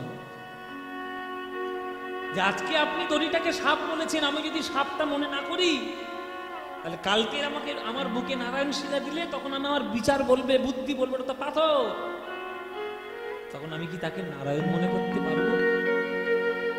তখন কি আমি তাকে পূর্ণ সেবা করতে পারবো? তাহলে গুরুর প্রতি কতটা শ্রদ্ধা রাখলে এই শ্রদ্ধাটা রাখা যায়। তাই আমি এই দড়িটার মধ্যে সাপ দেখেছি, এমন কথা যেই বলেছে শ্রীনিবাস বুকের মধ্যে জড়িয়ে ধন্য করে দিবি জীবন আমার দড়ি রামচন্দ্র ধন্য করে দিবি। এইরকম দর্শন না হলে বাহ। তাহলে আমি যেটা বলবো তুই সেটাই শুনবি তো? হ্যাঁ গুরুদেব, তাহলে আমার কথা শোন। আজ এক রাত্রির জন্য শ্রীখণ্ডে ফিরে যা, স্ত্রীর কাছে যা। তোর স্ত্রী খুব কান্নাকাটি করছে। আমি সাধু হতে পারি, আমি বাবাজি হতে পারি, কিন্তু আমি তো অমানুষ নই, আমিও তো মানুষ। যা, স্ত্রীর মনোবাসনা পূর্ণ করে আয়। স্ত্রীর কাছে এসেছে, গুরু বলেছে স্ত্রীর কাছে এসেছে। 1 বছর পর রত্নমালা স্বামীর সন্ধান পেয়েছে। এসো স্বামী, আমার মনের কথা জানার জন্য তুমি আজ আমার কাছে ফিরে এসেছো। রামচন্দ্র বলছে, রত্নমালা আমি তো তোমার জন্য ফিরিনি, আমার গুরুদেব আজ্ঞা করেছে তোমার সঙ্গে আজ একটা রাত্রি কাটিয়ে যেতে, তাই আমি তোমার কাছে এসেছি। জানো আমার গুরুদেব কেমন? আমার গুরুদেব হচ্ছে পরশমণি। লোহার মধ্যে পরশমণি ছুঁয়ে দিলে সে যেমন সোনা হয়ে যায়। আমার গুরুদেবের চরণ যে একবার ছুঁইবে, যত বড়ই অভক্ত হোক না কেন, সে কৃষ্ণ ভক্ততে রূপান্তরিত হবে। প্রভু মোর শ্রীনিবাস, পুরাইলে মনের আশ, তুয়া বিনা গতি নাহি আর হে, তুয়া বিনা গতি নাহি আর রে। ওগো আমি আছি নো মায়ার কীট, আমায় বড়ই লাগিত মিঠ, দেখাইলা অমিয়ার ধারে, দেখাইলা আমি আর ধারে। জীবের নিস্তার লাগি নন্দ সুত হরি, জীবের নিস্তার লাগি নন্দ সুত হরি, ভুবনে প্রকাশ হন গুরু রূপ ধরি, ভুবনে প্রকাশ হন গুরু রূপ ধরি। ভব মহিমায় গুরু কৃষ্ণ এক করি জানো, মহিমায় গুরু কৃষ্ণ এক করি জানো, গুরু আজ্ঞা হৃদে সদাই সত্য করি মানো, ওই গুরু আজ্ঞা দিতে সদাই সত্য করি মানো। গুরু রূপে ভগবান, গুরু রূপে ও ভগবান, শিষ্যের করে পরিত্রাণ, গুরু রূপে ভগবান।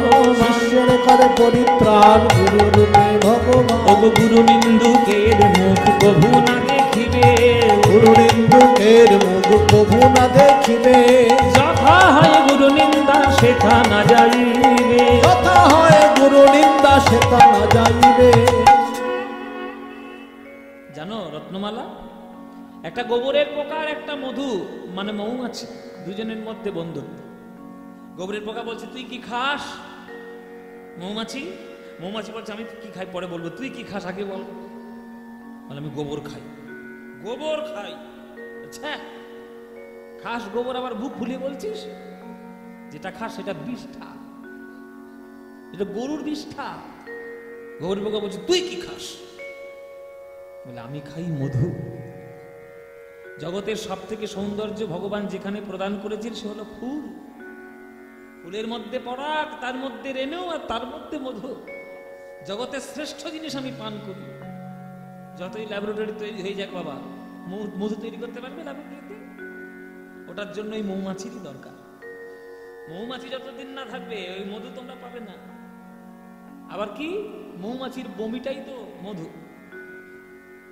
চিন্তা করো, তা সে কোন ফুলে জন্ম নিয়েছে, কোন ভাগ্য তার, সে ফুলের থেকে পরাগ রেণু বয়ে নিয়ে আসছে আর সেটাই বমন করে মধুরূপে বার করছে, আর সেই মধুটা দিয়েই গোবিন্দ চরণে গোবিন্দ সেবা হয়ে যাচ্ছে। তার ভাগ্যের বলিহারি যায়। তাহলে মৌমাছি এসে বলছে তুই যে গোবর, তুই যে বিষ্ঠা খাস। তখন গোবরের পোকা বলছে তাহলে আমাকে একটু মধু খাওয়াতে পারবি ভাই? কোনো ভাগ্যক্রমে কোনো মৌমাছি যদি গোবরের পোকার মুখে যদি একবার মধুর স্বাদ লাগিয়ে দেয়, তার কি আর গোবর খাওয়ার ইচ্ছা হবে? হবে বাবা? গোবর খাওয়ার ইচ্ছা হবে না, সে তখন মধুই খাবে। আমার গুরুদেব হচ্ছে সেই মৌমাছি, আর আমরা গোবরে পোকা সংসারী জীব। কোন মৌমাছির মুখ থেকে মানে সৎগুরুর মুখ থেকে যদি হরিনামামৃত মধু পান করে নেওয়া যায় জগতের গোবরে, আর আমাদের কখনো রুচি থাকবে না। গুরু রূপে ভগবান, আমার গুরু রূপে ভগবান, শিষ্যের করে পরিত্রাণ, গুরু রূপে ভগবান। ওই শিষ্যের করে পরিত্রাণ, গুরু রূপে ভগবান। আমার গুরু এই, আমার গুরু ওই, আমার গুরু তাই, আমার গুরু ওই, হ্যানা তেনা এই ওই ওই গল্প করতে করতে রাত শেষ। মানে রত্নমালারও যে কিছু কথা থাকতে পারে বা তারও যে কিছু বক্তব্য থাকতে পারে সেটা রামচন্দ্রের খেয়াল নেই। আর যার মন যেমন, হ্যাঁ যার যেমন মন, যার যেমন মতি, তার তেমনি গতি, আর যার যেমন ভাব তার তেমন লাভ। কেননা কোনো বাহ্যিক সম্পর্ক তৈরি করবে বলে তার রামচন্দ্র আসেনি, তাই তার মন তার দিকে নেই। ভোর হয়ে গেছে, বা যেই ভোর হয়ে গেছে পূর্ব দিকে সূর্য লাভ মেরে পড়েছে খাট থেকে নিচে। বিদায় দাও রত্নমালা। রত্না বলছে, স্বামী দাঁড়াও, তুমি তো তোমার কথা বলেই গেলে, আমার কথা তো শুনলে না। বড় আশা নিয়ে সিঁথিতে সিঁদুর দিয়ে অগ্নিকে সাক্ষী করে তোমার স্ত্রী হয়ে এসেছে। তোমার দাদু আমায় আশীর্বাদ করে দেখতে গিয়ে বলেছিল, সহধর্মিণী হইও মা। আমি চেষ্টা করেছি, কিন্তু আমি তো রমণী, আমারও তো কিছু স্বাদ আল্লাহ থাকতে পারে। আমি জানি আজকে তুমি যখন যাচ্ছ আর কখনোই আমার কাছে ফিরবে না, তাহলে আমি সারা জীবন কাটাবো কিভাবে? আমাকে তুমি সন্তান প্রদান করে যাও। রামচন্দ্র বলছে, রত্নমালা, এ কথা তুমি যদি ফুলশয্যার দিন রাত্রে বলতে, তাহলে হয়তো আমার দ্বারা কিছু করা সম্ভব ছিল। কেননা তখনও আমি আমার দেহকে গুরুদেবের চরণে সমর্পণ করিনি, তখন দেহ আমার মায়ার দেহ ছিল। কিন্তু এখন এই দেহ গুরুদেবের চরণের দাস। এখন আমার দেহ দিয়ে কোনো রকম কোনো সন্তান আমি তোমায় প্রদান করতে পারবো না, কারণ এটা আমার দেহ নয়, গুরুদেবের দেহ। তবে সন্তান কি শুধু নিজ দেহ থেকেই হয়? মাতৃত্ব অনুভব যদি তোমার হৃদয়ে থাকে, তাহলে রাস্তার পুরানো ছেলেকেও তুমি ছেলে বলে পালন করতে পারো। সন্তান তোমার দরকার, আমি সন্তান তোমায় দিয়ে যাচ্ছি। জানো রত্নমালা, আমি যখন 7-8 বছর বয়স আমার বাবা মারা যায়, আমার মা সুনন্দা দেবী তখন গর্ভবতী। আমার ছোট ভাই গোবিন্দ মায়ের গর্ভে। ছোটবেলা থেকে বাবার স্নেহ সে পাইনি, আর আমার বাবা চলে গেছিল বলে আমার মা সুনন্দা দেবী বেশি দিন বেঁচে থাকেনি। সুনন্দা দেবী তাড়াতাড়ি মারা গেছিল। আমরা মানুষ হয়েছি দাদুর কোলে, তাই আমার ছোট ভাইটা মায়ের স্নেহ পাইনি, বাবার স্নেহ পাইনি।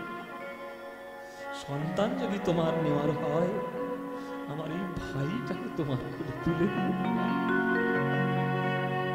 আমার ভাইটাকে তুমি একটু মানুষ করে দিও। এক গর্ভের সন্তান যেহেতু, ও আমার অংশ বলেই তুমি চিনো, তোমার সন্তান বলেই তুমি ওকে মানুষ করো। ও যত বড় হবে, তুমি মা হয়ে তুমি তার থেকে আরো বড় হবে। আজ থেকে আমি আমার ভাইকে সন্তান রূপে তোমার কোলে তুলে দেব। সেই ছোট্ট গোবিন্দকে তুলে দিল মায় রত্নমালার কোলে। এমন সতী সাধ্যী রত্নমালা, স্বামীর ধর্মে সহধর্মী দেওরকে সন্তান রূপে কোলে তুলে দিলে। দায় দায়িত্ব সব কিছু রত্নমালা গ্রহণ করলেন। বলো মায়ের, এখনকার দিনের মেয়ে কেউ পারবে?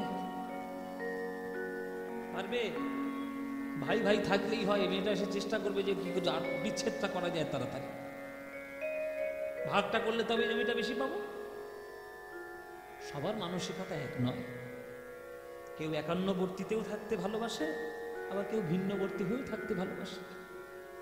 কিন্তু দেওরকে সন্তান রূপে কোলে তুলে নিয়ে পুত্র সম মানুষ করা, এ সবার ভাগ্যে হয় না। সেই দিন থেকে গোবিন্দ জানতো আমার মা সুনন্দা দেবী, আমাদের রত্নমালা দেবী। সুনন্দা দেবীর গর্ভে আমি জন্ম নিয়েছি ঠিক কথা, কিন্তু মা আমার রত্নমালা। রত্নমালার কোলে বড় হয়েছিল গোবিন্দ দাস, আর ওই মায়ের কোলে বড় হয়েছিল বলেই পরবর্তীকালে ওই ভক্তির স্থানান্তরিত হয়ে কালী ভক্ত থেকে, শাক্ত ভক্ত থেকে বৈষ্ণব হয়ে গেলেন। আর এই বিশ্ব ব্রহ্মাণ্ডে বৈষ্ণব পদকর্তাদের মধ্যে এক শ্রেষ্ঠ পদকর্তা গোবিন্দ দাস নাম। কোলে তুলে দিয়ে সে স্ত্রীর ইচ্ছা পূরণ করে চলে এলেন আবার রামচন্দ্র গুরুদেবের কাছে। গুরুদেব, এই মনোবাসনা পূর্ণ করেছিস? হ্যাঁ গুরুদেব। বেশ, তাহলে তো চিন্তাই রইল না। আমাকে একটু গায়ে তেল মাখিয়ে দে তো, ওই রান্নাঘরে তেল আছে, যা তেলটা নিয়ে আমার গায়ে মাখিয়ে দে, আমি একটু স্নান করতে যাবো, আন্নিক করবো। তেল মাখাতে গেছে, তেল গরম তেল, হ্যাঁ মাখাতে গেছে গুরুদেবের অঙ্গ সেবা করবে বলে। যেই মাখাতে গেছে হাত ধরেছে সে নরোত্তম। দাঁড়া রামচন্দ্র, কোথায় গেছিলিস? আমি বাড়িতে গেছিলাম স্ত্রীর কাছে। কেন গেছিলিস? এই যে গুরুদেব বলেছিল এক রাত কাটাতে। বাহ, লজ্জা করে না তো? ওই অপবিত্র দেহ নিয়ে তুই গুরুদেবের অঙ্গে তেল মাখাবি? বেরোন এখান থেকে। ছি ছি ছি ছি রামচন্দ্র, তুই একজন বৈষ্ণব, তোর এই অপবিত্র কাজটি করতে তোর মনে একবার লাগলো না? রামচন্দ্র বলছি, নরোত্তম ভাই, আমি আমার কোনো বাহ্যিক কামনা বাসনা পূর্ণের জন্য আমি স্ত্রীর কাছে যাইনি, গুরুদেব আজ্ঞা দিয়েছিল তাই আমি গেছিলাম। থাক ওই সব তোর মন ভোলানো কথা। তুই যদি সারা স্ত্রীর সঙ্গ না করবি তাহলে তোর হাতে ওই কোণের কাছে সিঁদুর লাগলো কি করে?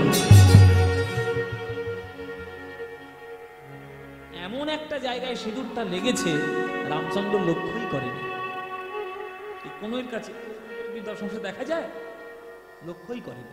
ওই যে কোলে তুলে দিতে গিয়ে আশীর্বাদ করতে গিয়ে স্ত্রীর সিঁদুর কখন এখানে লেগেছে বুঝতেই পারে না। নরোত্তম যা ভাবার তাই ভেবেছে। ওই অপবিত্র দেহ নিয়ে তুই গুরু সেবা করবে? এত বড় স্পর্ধা তো তবে রে, এই ঝাঁটা কই রে? এই বলে রান্নাঘরের কোনায় কোথায় একটা ঝাঁটা পড়েছে, ঝাঁটা নিয়ে ওই রামচন্দ্রের গায়ে বেরিয়ে যা, দূর হ।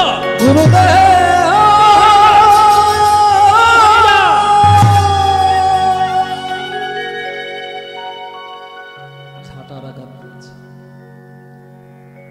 রামচন্দ্রের হাত থেকে কেড়ে নিল তেলের বাটি। গুরুদেবের অঙ্গে মাখাতে গেছে তেল নরোত্তম। যেই নরোত্তম তেল মাখাতে গেছে অঙ্গে, গায়ের থেকে যখন ওড়ানিটা খুলেছে তখন নরোত্তম দেখছে গুরুদেবের পিঠে ওই ঝাঁটার দাগ পিঠে লেগে আছে, ঝাঁটার দাগ পিঠে লেগে আমার গুরুদেবের শ্রী অঙ্গে দেখো ঝাঁটার পিঠে লেগে আছে। ওই গুরুদেবের শ্রী অঙ্গে ঝাঁটার দাগ লেগে গুরুদেব, আঘাত করেছি তো রামচন্দ্রকে, দাগ কেন আপনার পিঠে? শ্রীনিবাসাচার্য বলছে, তুই এতদিন বৈষ্ণব সেবা করছিস, এতদিন বৈষ্ণব জগতে আছিস, ভক্তির জগতে জানা নাই গুরু শিষ্য এক দেহ। যতবার ঝাঁটা মেরেছিস রামচন্দ্রকে সবগুলো আমার গায়ে এসেছে। যা যা, এক্ষুনি রামচন্দ্রের কাছে গিয়ে ক্ষমা চেয়ে আয়, নইলে চাপাল গোপালের দশা হবে বলে দিলাম। ভগবান সব সহ্য করতে পারে, বৈষ্ণব অপরাধী কোনো ক্ষমা নেই। তুই বৈষ্ণবের অঙ্গে ঝাঁটা মেরেছিস, চাপাল গোপালের দশা হবে।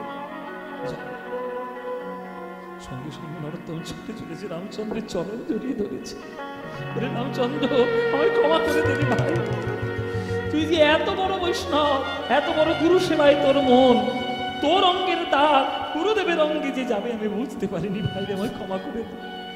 বৈষ্ণব অপরাধ হলে তার ক্ষমা নাই এই জগতে কোথাও। রামচন্দ্র তো ক্ষমা করে দিলেন মায়েরা, কিন্তু এক একটা কাজ হয় না যেটা আত্মগ্লানিতে আপনি ভুলতে পারবেন না। আত্মগ্লানিতে ভুগছে নরোত্তম, কি করছে?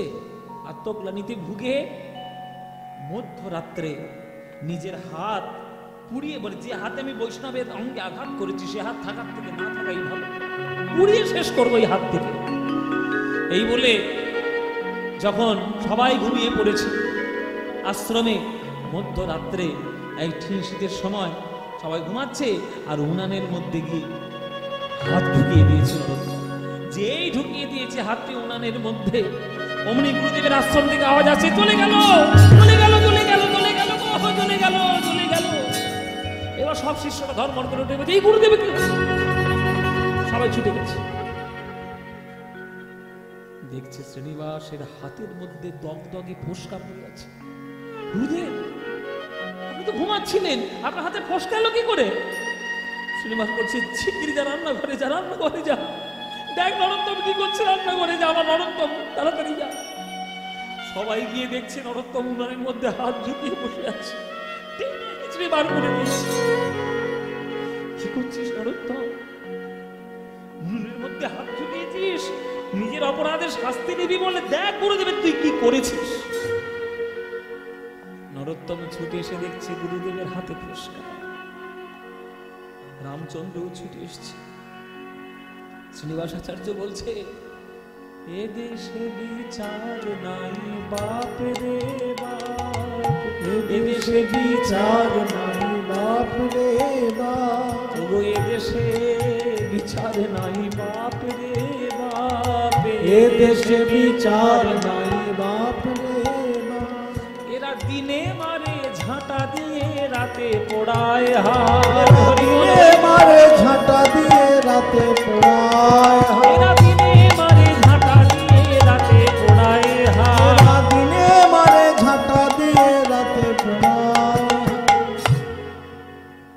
রামচন্দ্র নরোত্তমকে জড়িয়ে ধরলেন শ্রীনিবাস। ওরে নরোত্তম, নিজের অঙ্গজাত সন্তান হলেও সন্তান, আর পালন যাকে করব সেও সন্তান। রামচন্দ্র আমার কাছে দীক্ষা নিয়েছে, তুই আমার কাছে শিক্ষা নিয়েছিস, কিন্তু তোরা দুজনেই তো আমার সন্তান সম শিষ্য। তুই কি করে ভাবলি যে রামচন্দ্রের আঘাতটা আমার অঙ্গে আসবে আর তোর আঘাত আমার অঙ্গে আসবে না? রামচন্দ্র নরোত্তম দুজনেই চরণে পড়েছে। গুরু শিষ্যের মহামিলন হলো ওই জাজি গ্রামে। সেই রামচন্দ্রের লীলা, শ্রীনিবাস আচার্যের প্রভু তার লীলা আজকের আমরা এইখানেই রক্ষা করলাম, এইখানে আমরা সমাপ্ত করলাম। আপনারা আরও আসবেন, কীর্তন শ্রবণ করবেন, জয় নিতাই। আর যাওয়ার সময় আমরা ভজন, আমরা কীর্তন, নাম কীর্তন গাইতে গাইতে আজকের আমরা বিদায় নেব। চলো, প্রেমানন্দে মেতে হরি বলো, হরি নামের বন্যা যে এলো, প্রেমানন্দে মেতে হরি বলো।